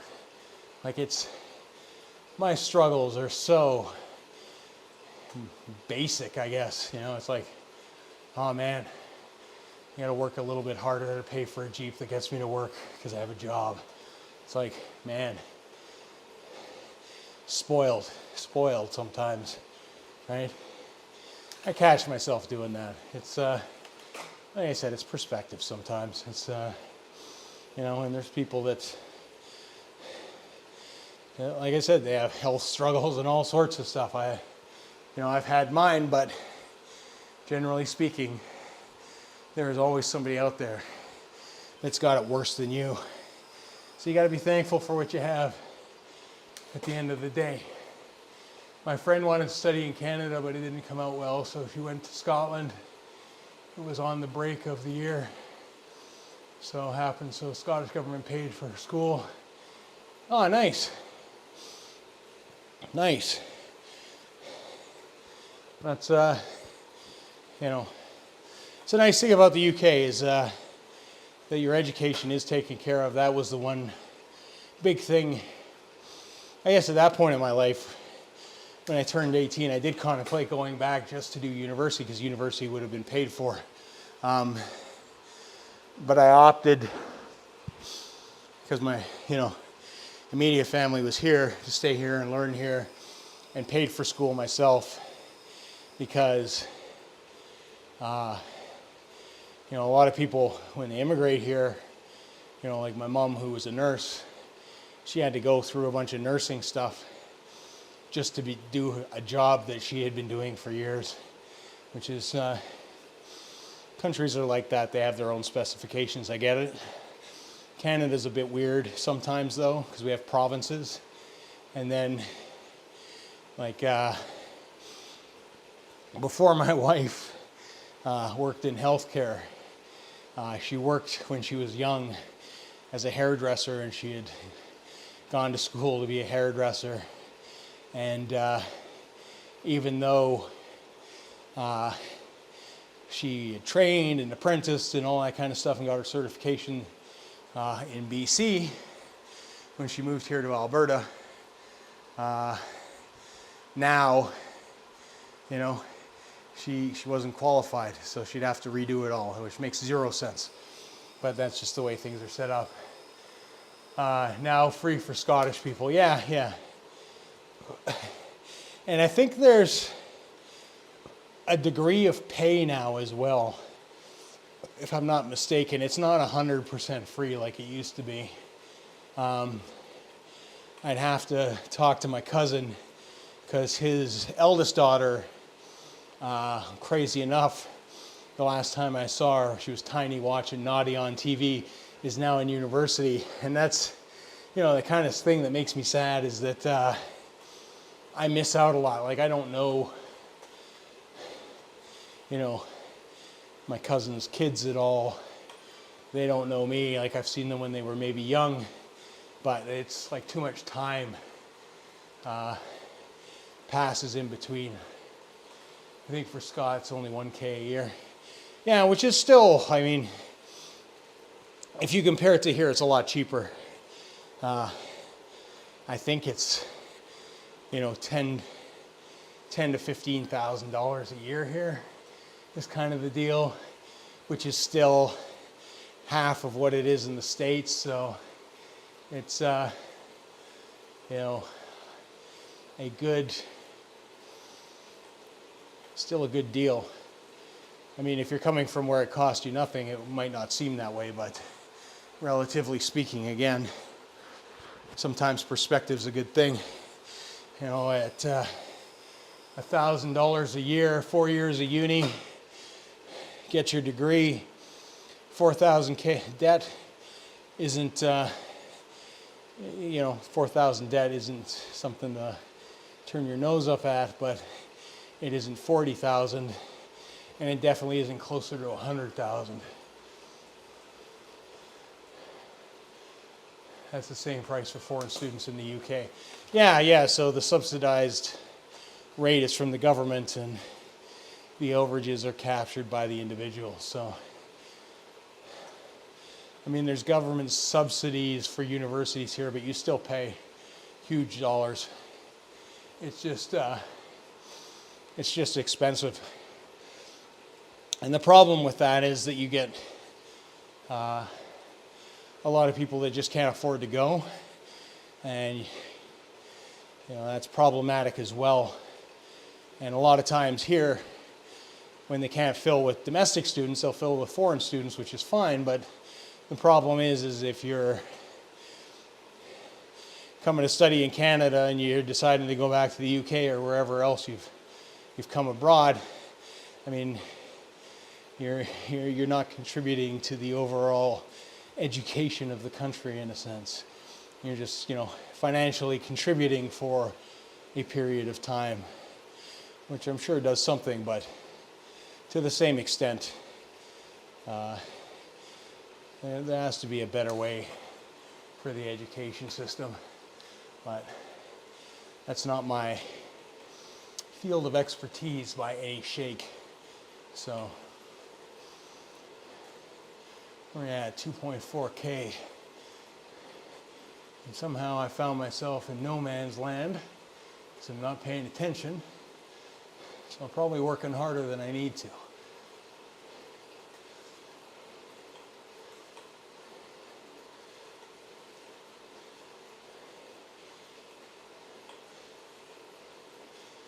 I said, this is our third go at this route today alone. That'll be our third spin. I think in Europe, it's a thing in units that your education counts in some other countries. Yeah. I mean, I think you get credits here too, depending on where you're educated from. There's exchange agreements with other countries, and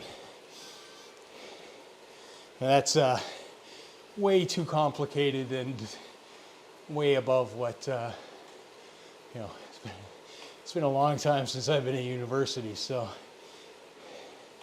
and I don't have kids in university, so not of my real concern. Although that being said, I think that it's important that governments and countries invest in young people and education and build, a solid foundation for growth.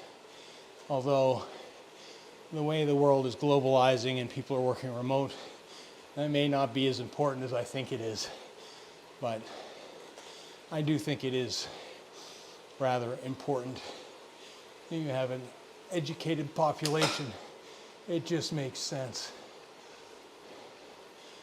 1.6 to go.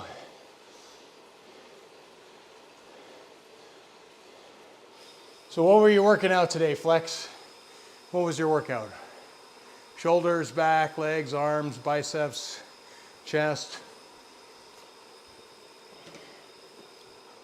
Just a general fitness thing, no specific targeted groups. Chest, shoulders, triceps. Ooh, it's a lot of work. I do not like to do chest and shoulders on the same day. Chest and triceps I do. But chest is usually with triceps, and then I'll do some form of little bit of leg stuff. I always do a little bit of leg stuff, but shoulders I put on a separate day.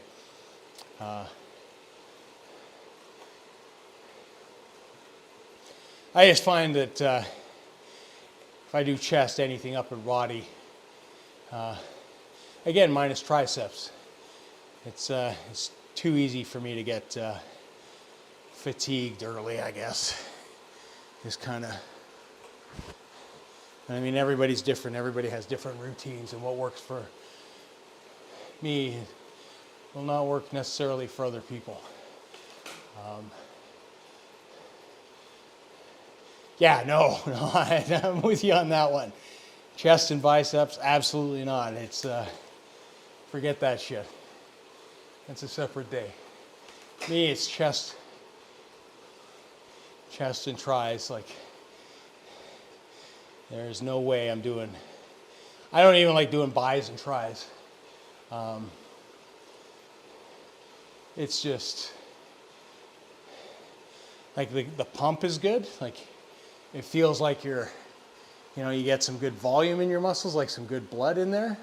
But I mean, depends what you're doing as well. Like, some guys go there to pump up to pose. I'm just going there for functional strength. So there's a difference as well.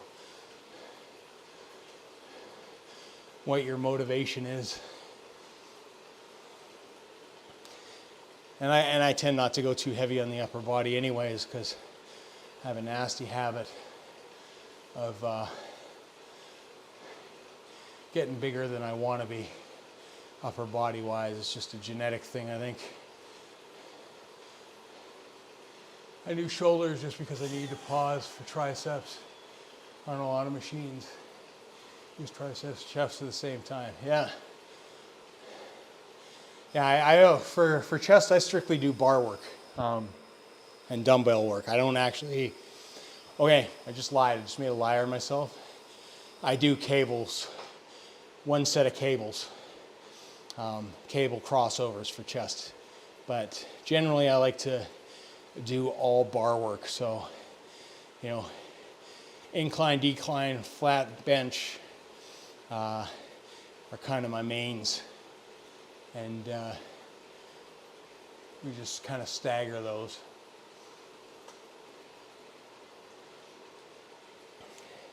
And then triceps I do towards the end of that. Like, I always get my chest stuff out of the way and then do triceps, and then I'm done. Mainly because when you're doing bar work with chest, you don't want to be making mistakes with that stuff. I mean, granted, you've got things like the rack I use has safeties, but still. Yeah. I just keep it all on the bar. It's very simple. Like I go to a private gym, so when I go, I take a rack and I work on that rack and I do everything on that rack and then I'm done. So it's nice. I don't have to worry about people working in or anything like that because when I go, it's empty. So.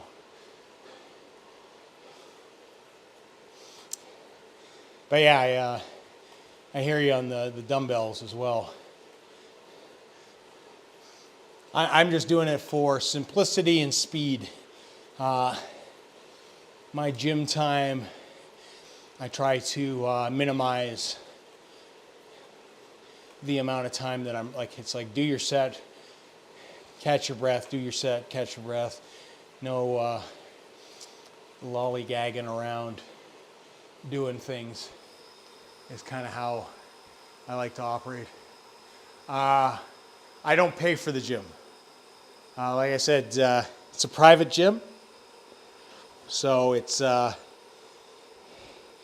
not a membership gym. It's because I know who owns the gym. So again, very privileged in that regards that I don't have to pay an entry fee or a membership fee or stuff or deal with people. It's private only to the people that have an access code. So it's you know, if I upset the wrong person, then it's probably to a membership gym somewhere anyways. But no, it's really good because I go there, like I said, I go there, I'm there at like 5 in the morning. Actually before then, and there's never anybody there. So it's, and even when it's busy, it's like there's another person. Like you rarely see somebody there.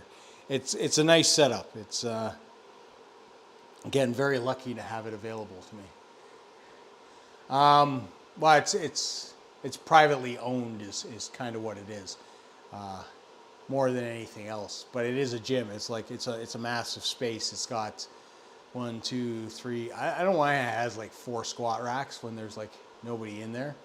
And then it's got 2 cable machines. It's got like about 10, 15 benches, probably about 10, 15 cardio machines, stretch area. So it's really good in those regards. It's very fortunate to just kind of have that available to me because, again, that is not that's not an expense that I have to deal with. And I know a lot of people pay a lot of money to do these things. All right, let's go. We're gonna ride. That was a quick. We haven't done I don't know what I did the other day. I didn't do a lot of volume, so we're probably pushing 100K here already this morning.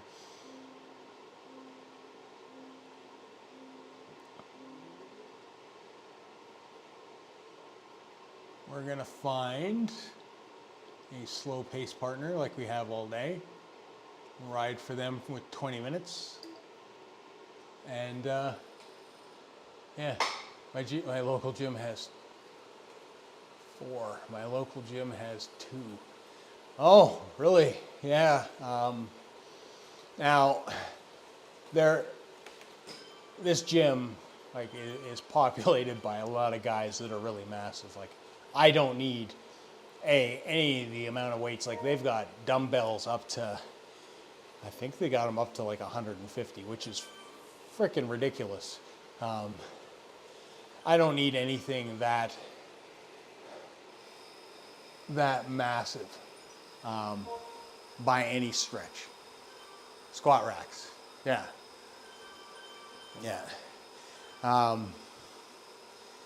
But these guys are big, right? So I mean, they're loading weight, and I know that the one guy likes to do like he'll jump back and forth, so he'll set up 2 racks. It's, you know, these guys are there to get big and do bodybuilding stuff. 150 pounds, I think. It's well above my, like, I'm not lifting that. I'm not lifting a dumbbell that big, pounds or kilograms. So,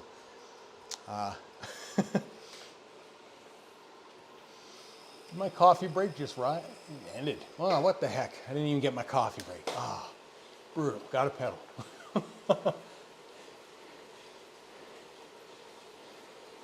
Yeah, no. Like I said, these guys are massive, though, man. Like they're doing massive weight. They're 2-3 plate aside kind of guys. It's well above my pay grade. I am not there. I will never be there. Even when I was young, I was probably nowhere near what these guys push. But like I said, these guys are into it. Like they're into it.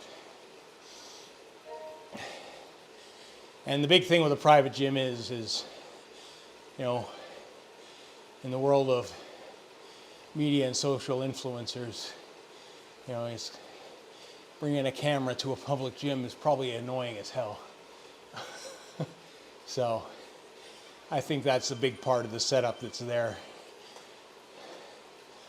I thought about filming some stuff there and putting some videos together, but A, it's a little dungeony looking at times, and B, I don't think anybody wants to see my shitty workouts.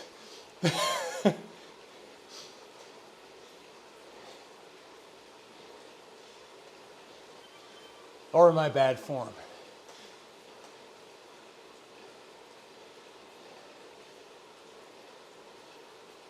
Yeah, and that's what? 245s, and the bar is what, 90, 135, so what, 1.5 plates basically. Yeah, that's a decent, you don't need much more than that. I usually just throw 100 pounds on there, to be honest, man. I'm not going for anything bigger. I'm not trying to bulk up. I'm just trying to maintain some muscle mass and not be a completely, tiny little cyclist, upper body kind of thing. But yeah, with cycling, I'm focused more on legs. Shoulders a fair bit because you do use these a lot, especially mountain biking. And just general fitness kind of stuff.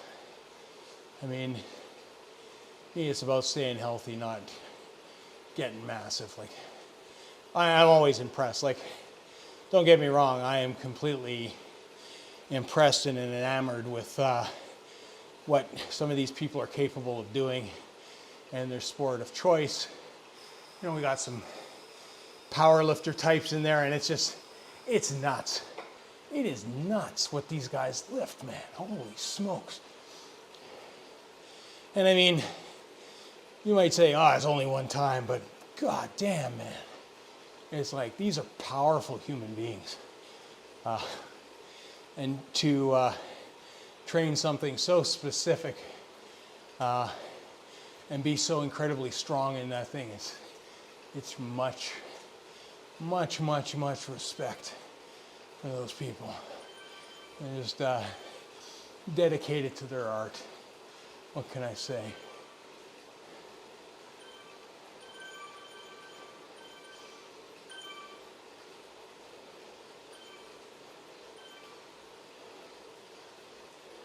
Where are we at? 2.8.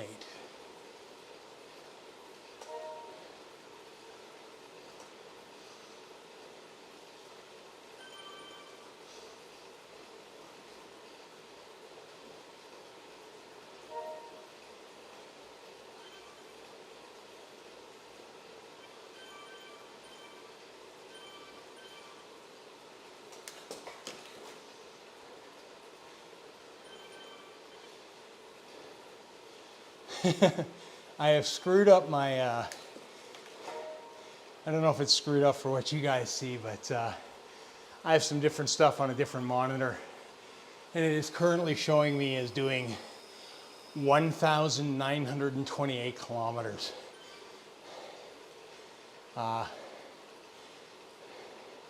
So I think that's just because I teleported from the UK, being London Flats, to Watopia, wherever it is in the virtual world. I don't, like I said, I don't have a really good grasp of much anymore. Like, I know how to get around, and lots changes, you know. Some things generally stay the same there, but, you know, like the bowling alley is still there or wherever, but as far as living life, not really. There's always used to go, there was like a rec center when I was younger. Now, I mean, this place would be really old at this point. It'd be like 50 plus years, but I imagine it's still there. One thing I will say about the UK is that, especially in comparison to Canada, is that sports is still relatively important in the country, and that, you know, sports teams and, you know, fitness is generally there, and they have that kind of investment. Whereas here it's all really very much private industry. Oh, nice. New tram lines. Yeah, train's awesome. Getting around is so much easier there than here. Like, if I go home and I go stay in Glenrothes, I can get from Glenrothes to Edinburgh, no problem, just take the train. I can go from wherever, take the bus, it's not a big deal. Whereas here, like I said, snow day, Jeep's down. Like, if I were to try to get to work, which, here's the ridiculous part. It takes me about 15 to 20 minutes to drive, about that time. Going there takes me about 45 minutes on the bike, mainly because it's a climb. Going by bus would take me, and the train, the LRT they call it here, would take me the better part of 2 hours. It's ridiculous. It's not well set up, and I don't understand sort of the philosophy there, but whatever. That's just how it kind of goes. Whew.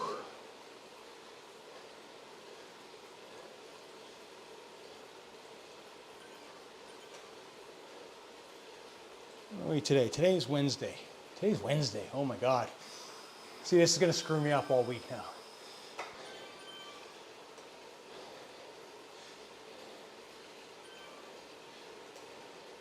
Because I'm looking at it, in my head, that 100 kilometers popped up, and I'm like, okay, I got to do at least 150, 200 kilometers over the next 3 days.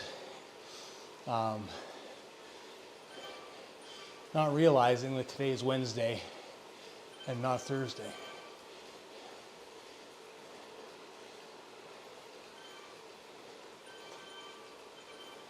So a little bit insane.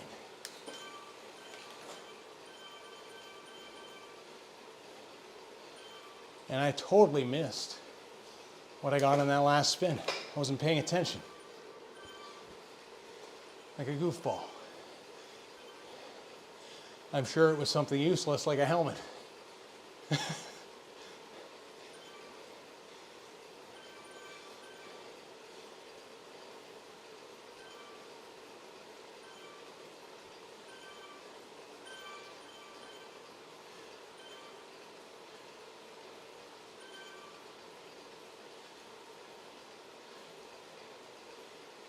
Well, we're doing all right. We're approaching 3 hours here on the bike.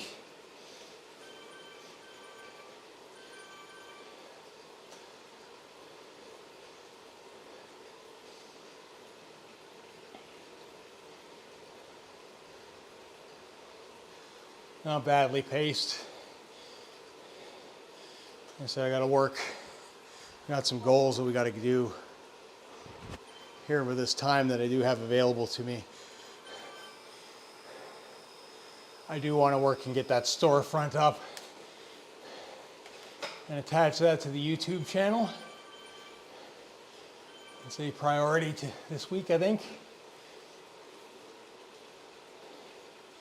And finish and file my taxes, which sucks. Again, might be a nasty surprise, who knows. Whew.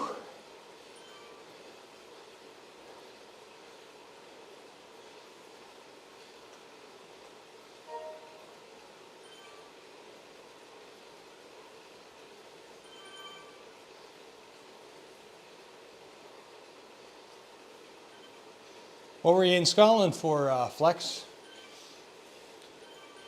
Just holiday, or?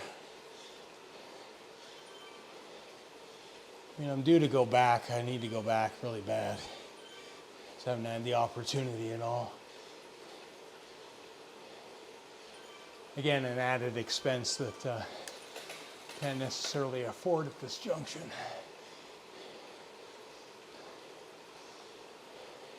Being this far away makes it expensive to get there typically.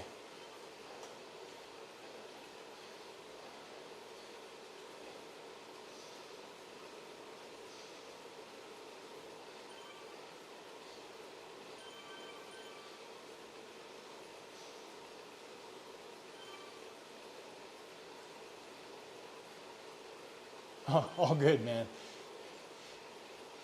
I was just curious,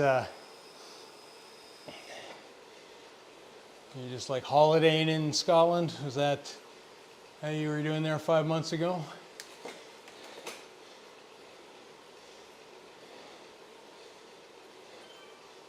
Also, where'd you visit? I imagine it'd be Edinburgh, Glasgow. Mostly Edinburgh. Edinburgh's a lot nicer. Edinburgh is the city. Oh, nice. Well, happy belated birthday 5 months ago. Oh, nice. That's a great present, man. Great present.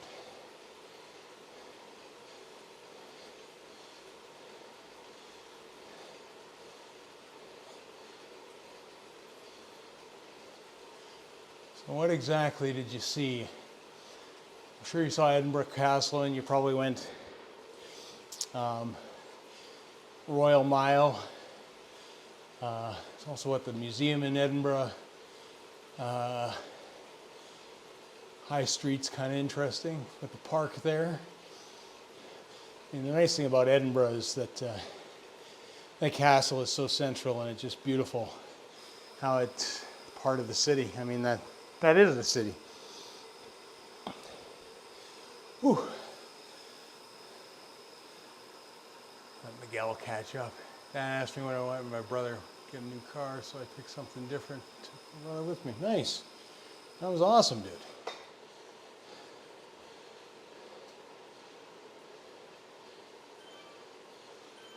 It's pretty amazing. That's the beautiful thing about travel is you'll always have those memories and those times in your head. Pretty awesome stuff. Especially if you get to do some things that are completely different from where you live.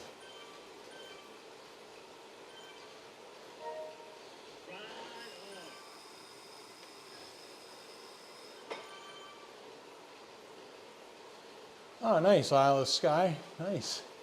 3 days in the Highlands, which are beautiful.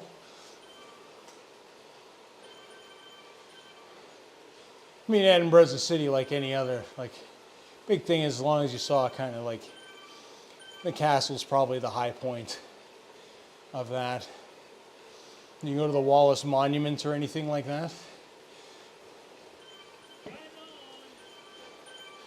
Stirling Castle is another good place, which is It's kind of in the middle from where I used to live in Edinburgh. A key point in many of the wars that were fought in the UK, especially between the English and the Scots. Wallace Monument's interesting because you realize how small everybody was. I went up the tower, and it's not designed for people of any kind of size. So I haven't seen much out of Edinburgh. How nice. We only managed to see the castle in Carlton Hill, my friend. Ah, there you go. Well, you still got the castle, which is huge. It's a beautiful, like I said, it's a beautiful spot. Yeah, it's the thing to see. Like, if you go to Edinburgh, that is the thing that you need to go see. And like I said, the old city's nice there. It's got its character, especially the Royal Mile there and the cobblestones and all that, and they've got the other things like the, I don't know what you call them, like the weaveries where they make the kilts and stuff. It's an interesting spot. It's very touristy, but I still have Arthur's Seat on my bucket list. Nice. Nice. That'll be awesome.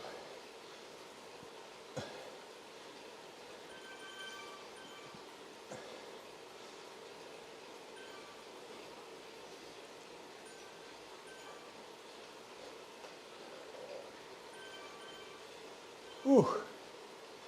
I can tell we're getting towards that 3-hour mark here. Legs are starting to feel it a bit. I think this shallow 2%er is putting a little bit of burn in there now.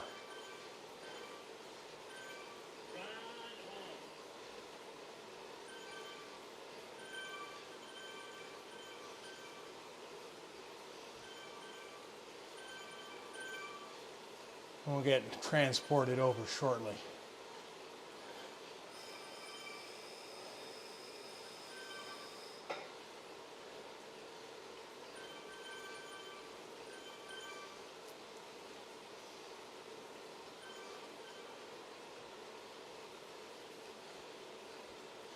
And then with this last big spin, we'll be well over 100K. Well over 100K.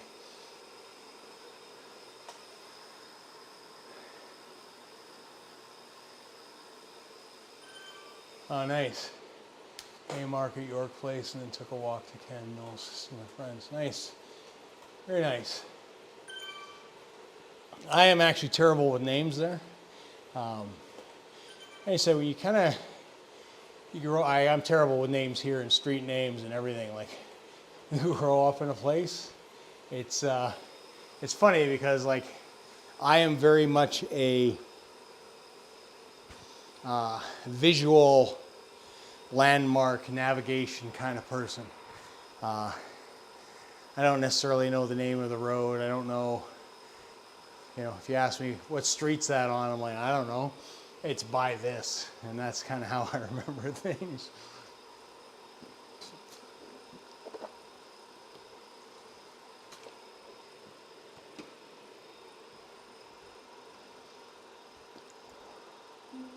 All right, big spin number 4.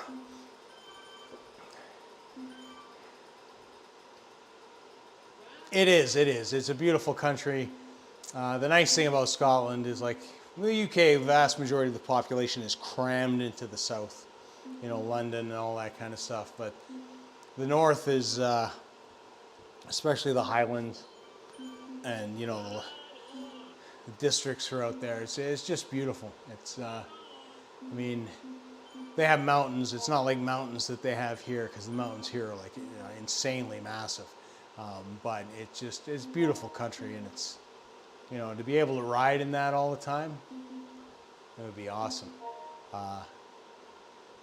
Don't get me wrong, I am spoiled here too. It's, lucky to have the mountains on my back door, and it's It's a mountain biking mecca. Road bikes not so much. Like I said, we get a bad rap here.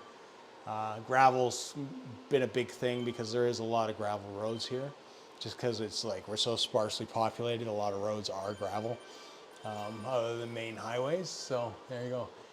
If you would go back to live in Scotland, we would need to take a ride with each other. Absolutely, man. You know, I always tell my relatives I'm just going to come and holiday, and I'll probably just like fly to London and then ride to Scotland and then fly out of Scotland, maybe do a cross England, Scotland thing. But who knows? We'll see. We'll see how it goes. I would like to do the Land's End ride, basically from the northern tip or southern tip to the northern tip at some point. But so that's tough. That's a tough ride, especially unsupported. But who knows? We'll get there. We'll get there at some point. You know, to the same extent, the Great Divide starts in my backyard pretty much, so it's like, and I haven't done that, so I really need to get some stuff. Yeah, you meant the, how is it called? I know what you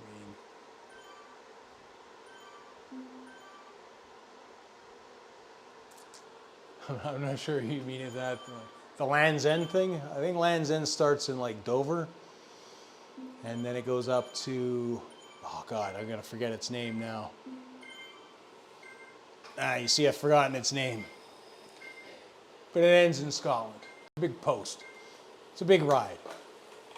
If you Google it, there's a race as well. We're gonna be pretty chill on this one, I think.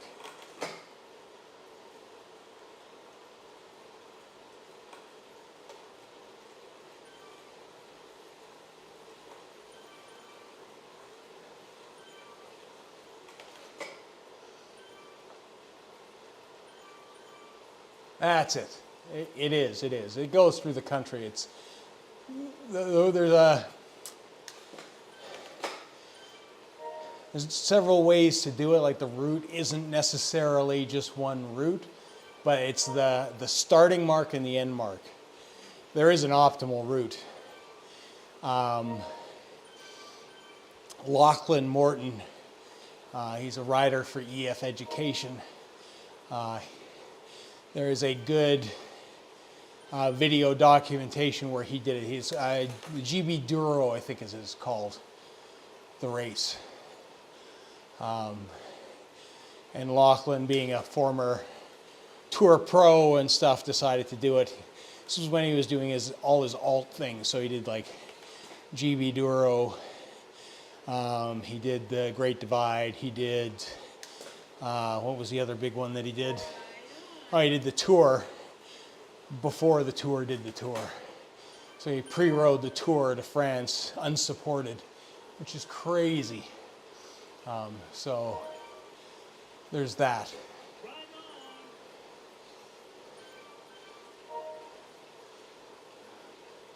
All right, 16.8K to go.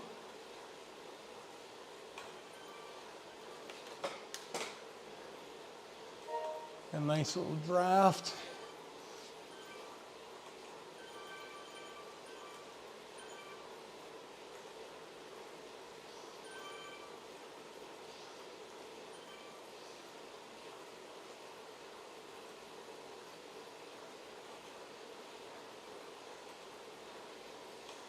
Yeah, there's a couple of routes around the Highlands. There's some routes where you circumvent the entire coast. Which would be good. The only issue is that, like, I mean, you have to be prepared for some pretty miserable weather, and it can hit pretty hard and fast. And it's not like there's a lot of stuff out there, so you could get stuck in some pretty nasty shit. But that's like any of those outdoor adventure rides. You just got to be ready to kind of take it on the chin for a little bit. And preparation for that kind of stuff is always key. But yeah, I'm with you. It's a beautiful country, and to ride and have it largely nobody out there is pretty enticing, to be honest. And I mean, the nice thing, like, you can do that here too. The big difference is in the UK, like, if you take a bivy bag and a tent and you camp, I think the worst thing that's going to happen is you're going to wake up and you might have, I don't know, some angry sheep.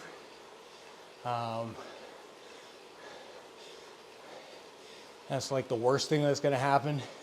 Whereas here, sometimes I'm a little hesitant to do it, especially by myself, because, we have a good shit ton of bears and grizzly bears. So we got black bears, brown bears, grizzly bears. If those aren't bad enough, there's cougars, which big cats are never fun.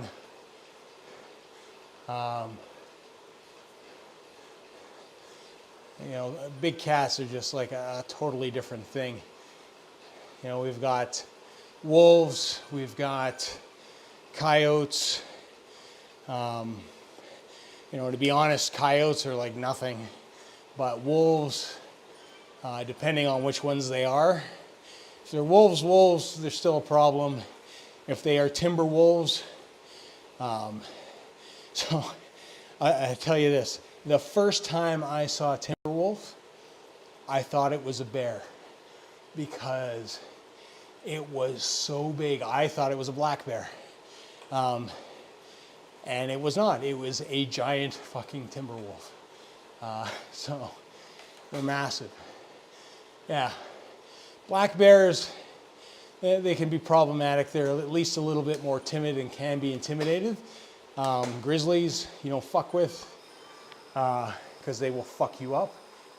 And one animal that you also do not fuck with here, that can be temperamental, and if you're crazy, I guess, like, a lot of people don't see them as a threat, but they absolutely are moose.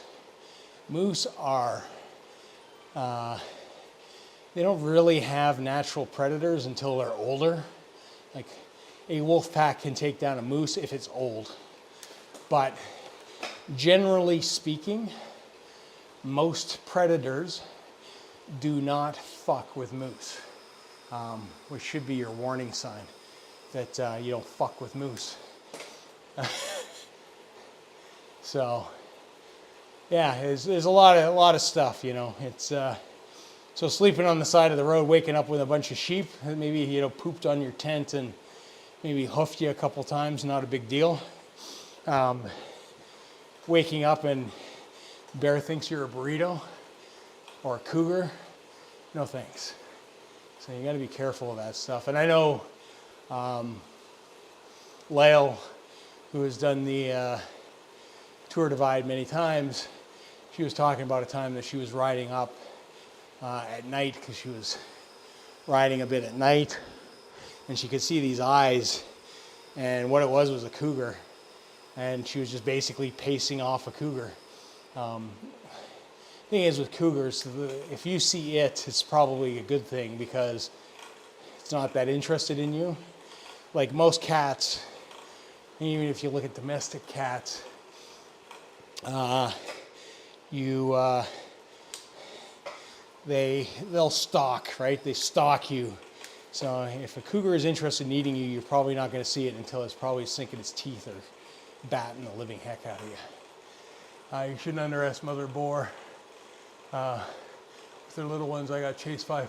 Oh yeah. If there's cubs, again, like, and that goes for all animals, really. Like, I mean, we have sheep that are pretty, like mountain goats, bighorn sheep. Generally, they're not interested in you at all or worried about you. But if they have little ones and you get too close, like bighorn sheep will, like, that guy rams you, you're fucked. Like, those racks are huge and they're massive, and they're, you know, have you ever seen a National Geographic where those guys go head on at each other? It's like getting hit by a truck and then some. So yeah, don't mess with things with their babies. Same with deer. Like, people think deer are docile, man. Those guys will trample you if you get near their little fawns, man. They will rear up and stomp the living hell out of you with their hooves. It's not a good idea. Lynx we have here as well. Yeah, we have smaller cats like the lynx. We have bobcats, which I think are a little bit smaller than. I'm not sure which is bigger. They're very close. They're very similar animals. People often get them confused.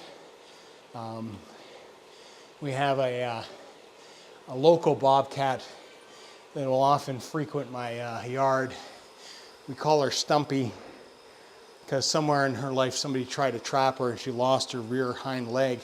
But she had like three little bobcat cubs last year. And she's just walking around the neighborhood, probably looking for house cats to eat. Yeah, lynx bigger? Yeah. I know one of them is definitely bigger.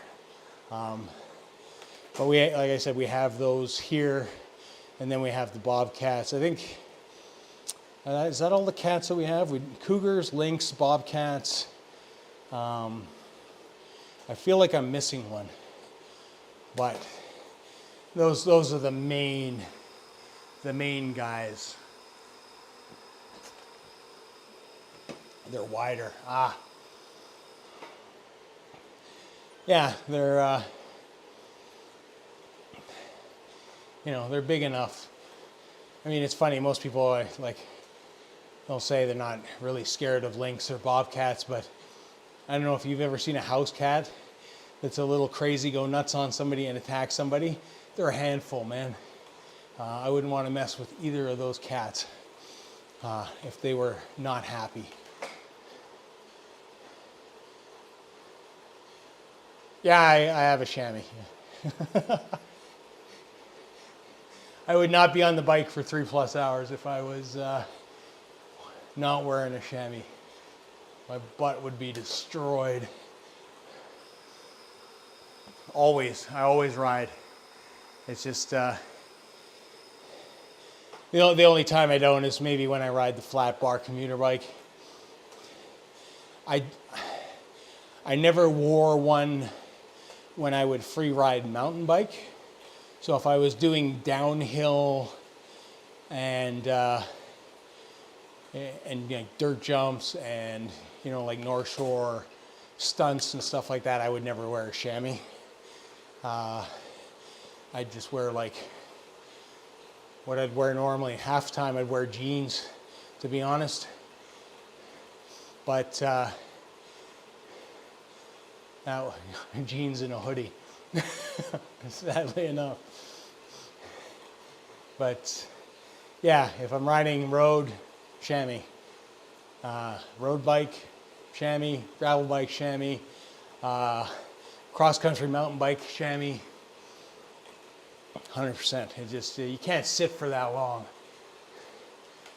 Like I said, we're 3 hours into this guy, and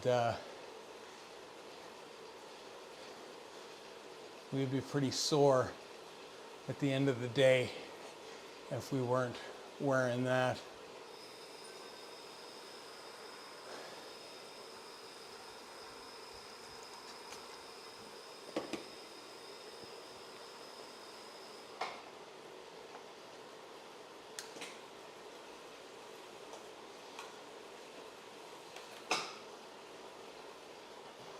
I haven't lost any semblance of a group here.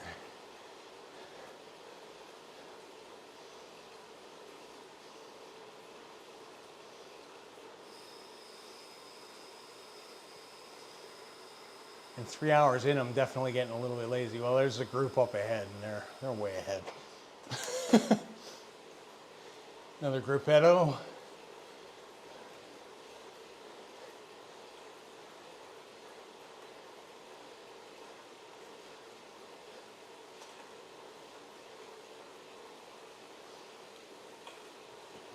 Our pace has definitely slowed down 4 times around. In Scotland, there were feral goats on the road everywhere we went. Not a surprise. Goats are pretty hardy beasts, man. They get pretty houry too, man. Although I will say I have a soft spot for goats, especially those little goats when they're young and they're kicking around and jumping around and being all crazy and stuff. I think it's pretty funny.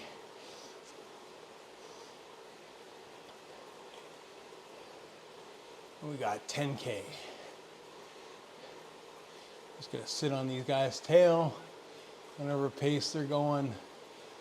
Apparently I'm going faster.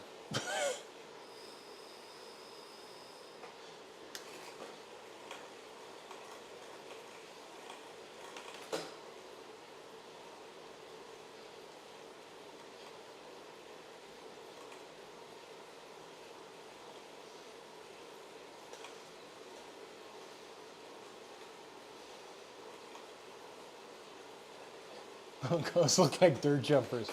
They do, man. They're just having fun. It's funny because they jump up on stuff and then they're out and then they like kick their legs out. It's like throwing your back wheel out. I don't know. I just find it amusing. I think it's entertaining to watch. They're living their best life. Who can not love something like that? You know, they're just going out there, shredding the gnar, having some fun. They're just like little power boxes of personality, some of them. All right, we got a few more people here. That's good. This will be helpful.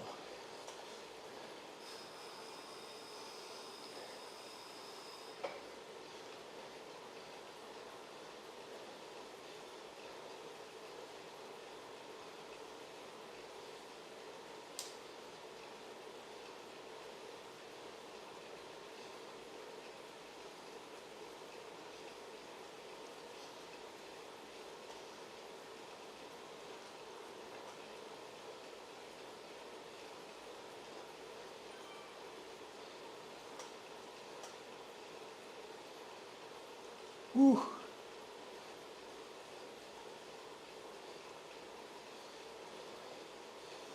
Well, we're over halfway through the elevation, which is good.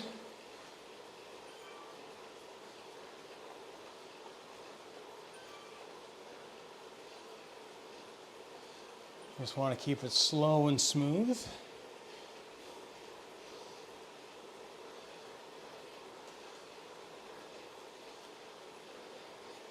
Guys on the buffalo bike, it's so awesome.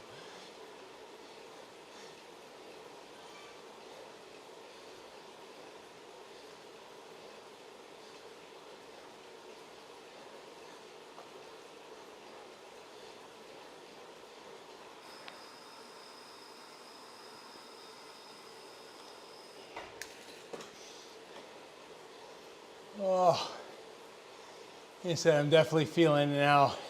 I haven't eaten any food while on the bike, so this has been 3 hours on whatever energy stores I had. And I think those definitely, even though we've been keeping it pretty slow, have been depleted.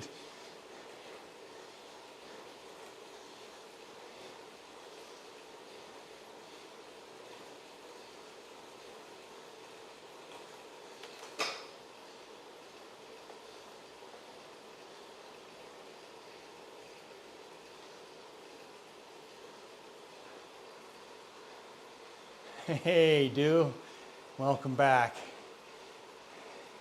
It's my last trip around the sun.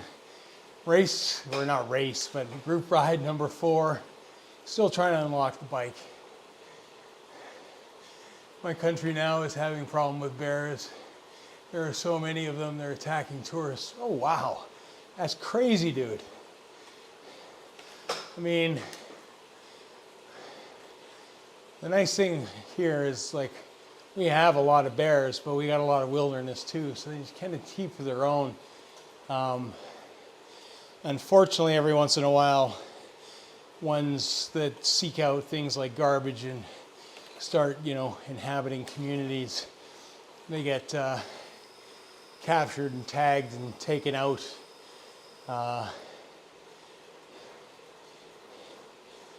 You know, hopefully they don't destroy them, kind of thing, but it's just part and parcel. Yeah. Just finished a very windy and cold disc golf round, which is better than no disc golf round, I am sure.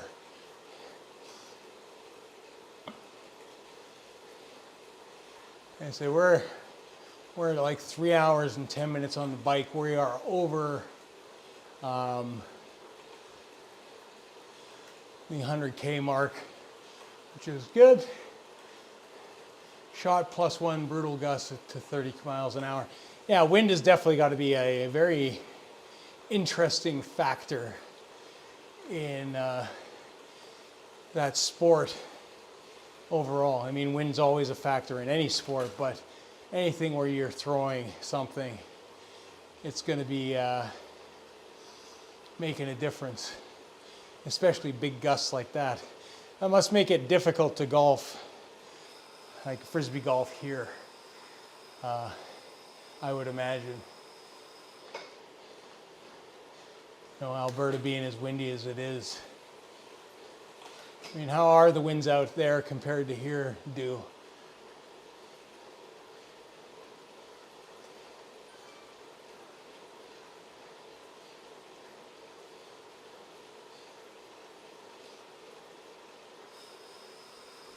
Oh, I'm really starting to feel this in my legs.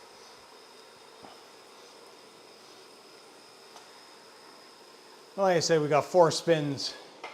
We're going to go on probably 4 helmets, which sucks. But oh well. Yeah, that's why so many different discs out there. Yeah, and I've noticed that. Like I said, I've seen some of your stuff. I've seen some other,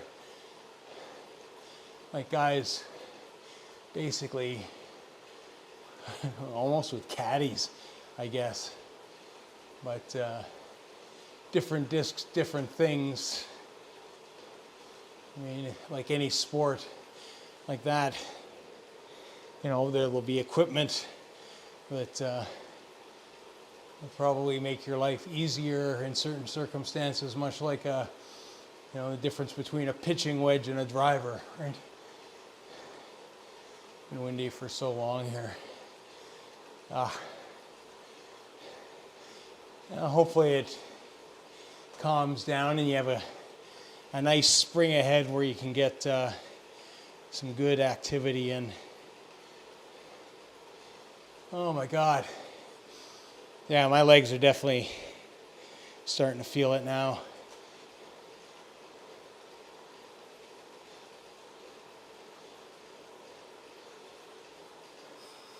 But, you know, that's 3 hours on the bike plus, so there you go. Should feel something, I guess. Yep, different weights, different speeds, and different speeds. Nice.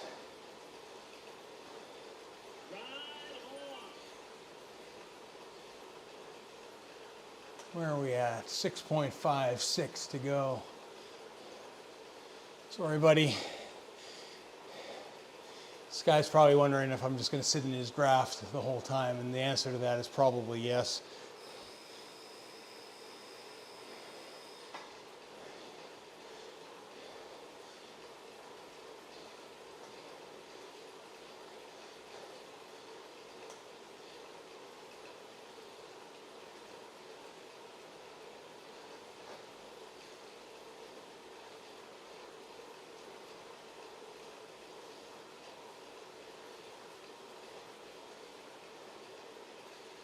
Where are we at, climbing wise?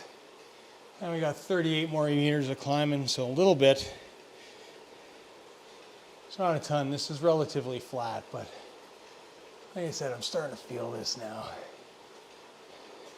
I kind of need to get off and stretch the legs a bit beyond moving them in concentric circles over and over and over and over and over again.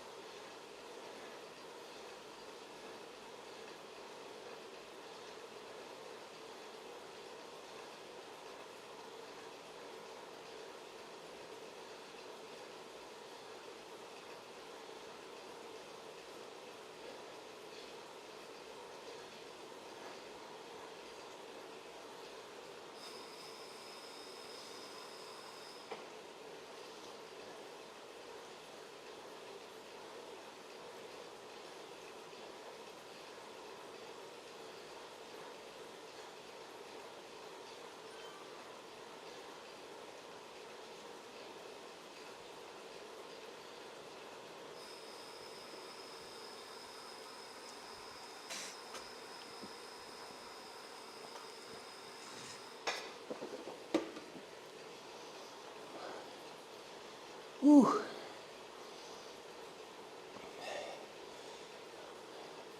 Struggle is real at this point. It's a funny thing, man, when you're riding, you just kind of hit that wall sometimes. And we're definitely pushing up on that for whatever reason.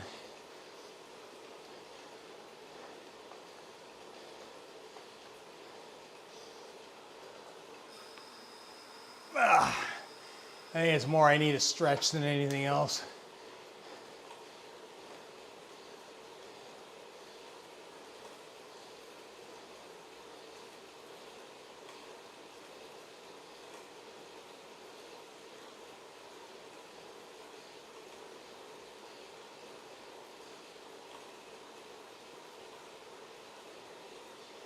Four different numbers on each disc. Speed, fade, left turn, right. Ah.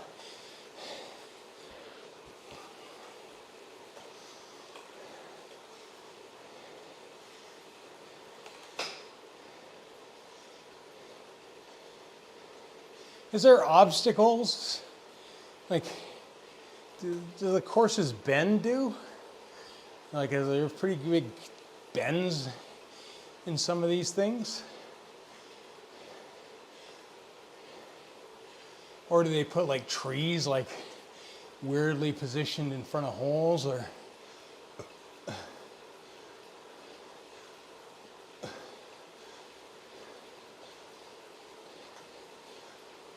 These guys are trying to get this group.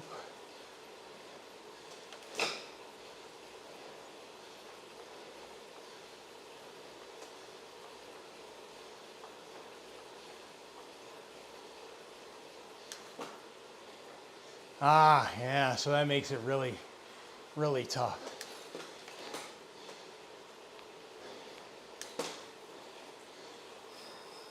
Tunnel shots.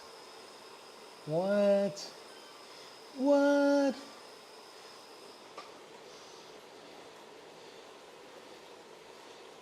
Sounds crazy, dude.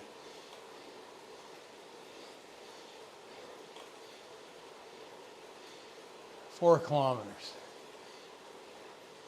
Amanda. What they call a Mando. Nice.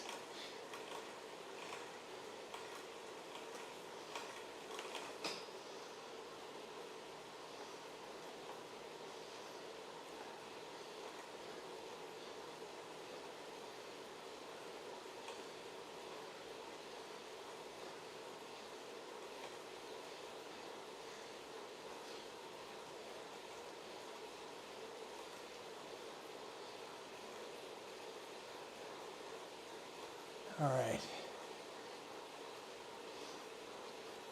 My heart rate's pretty low. It's like 113. I'm telling you, my legs are definitely screaming a different story than my heart is.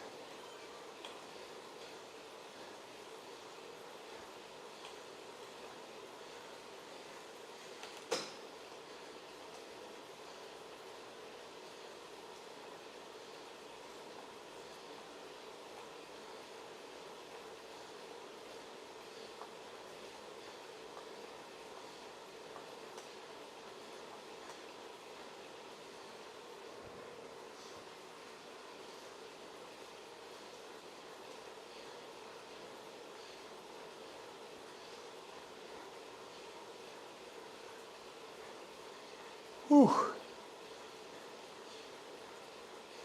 Almost there.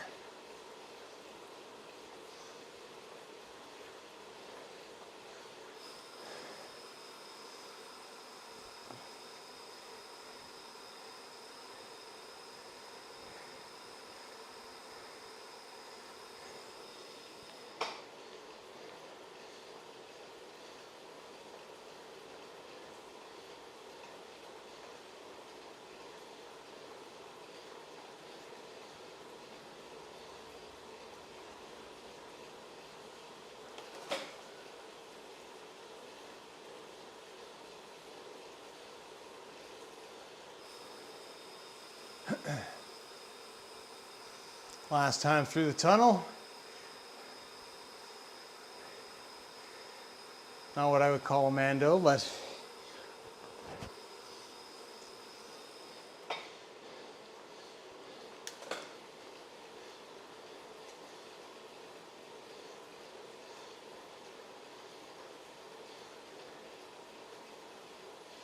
There we go. This is our last little bit of up.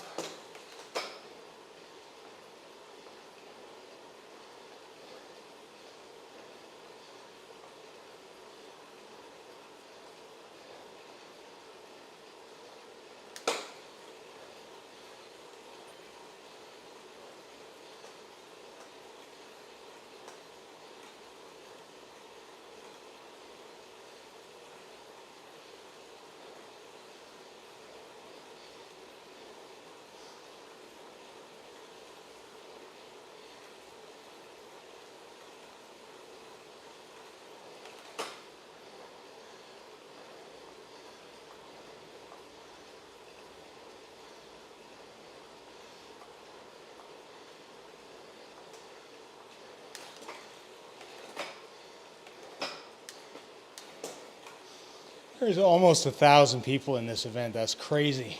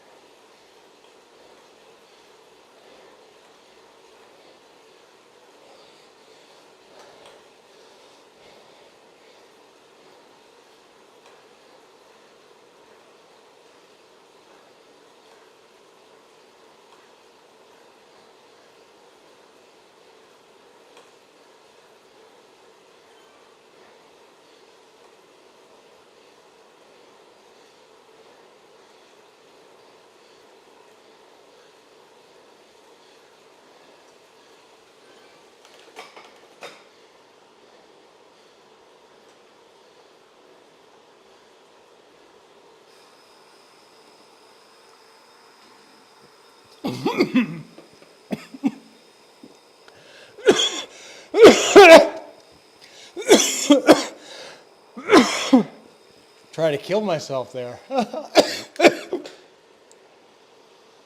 Oh.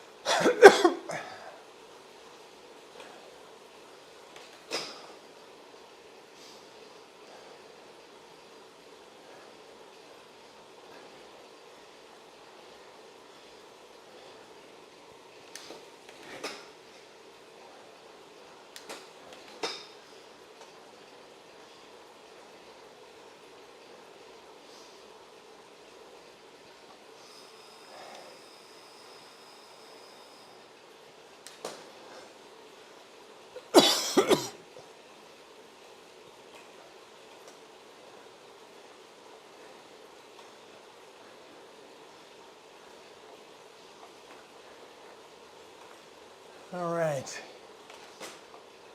Less than a K.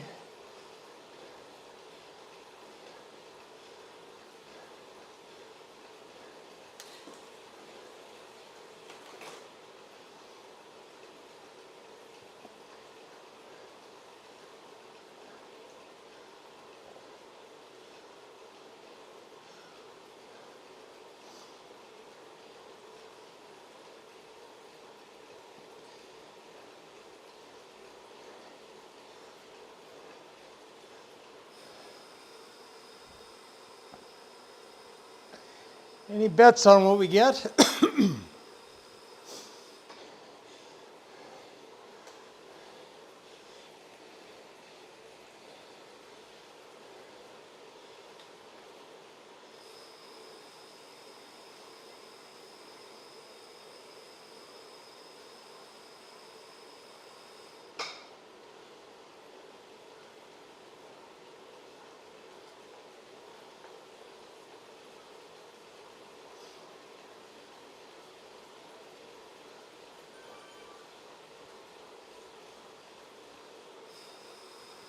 There we go. What's the spin? I swear if it's a helmet. Get the fuck out of here.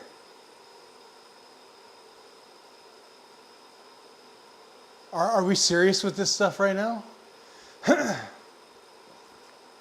So every spin I did on this thing today was a helmet. It's a helmet. That's all I'm going to get, a helmet. It's crazy. Every single one. Like, what are the odds of that? Oh, that's unbelievable.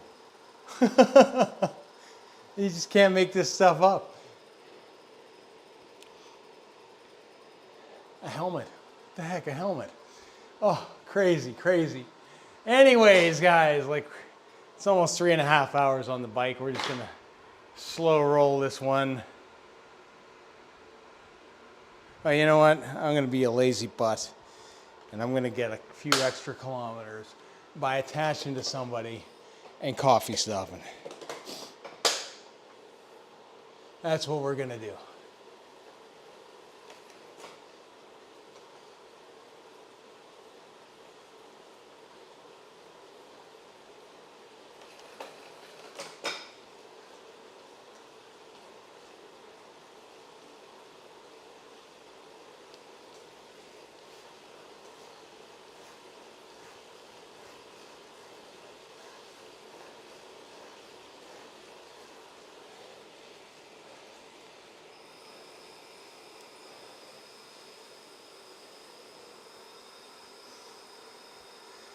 See, that's the lazy way to get a few extra K.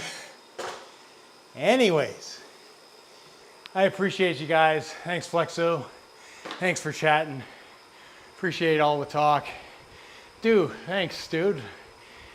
Coming in early, playing some golf, coming back. I appreciate that, man. But yeah, that's going to be it for me. I'll probably be on tomorrow because let's be honest, I'm not going anywhere. So I will catch you guys all later. Till next time. See ya.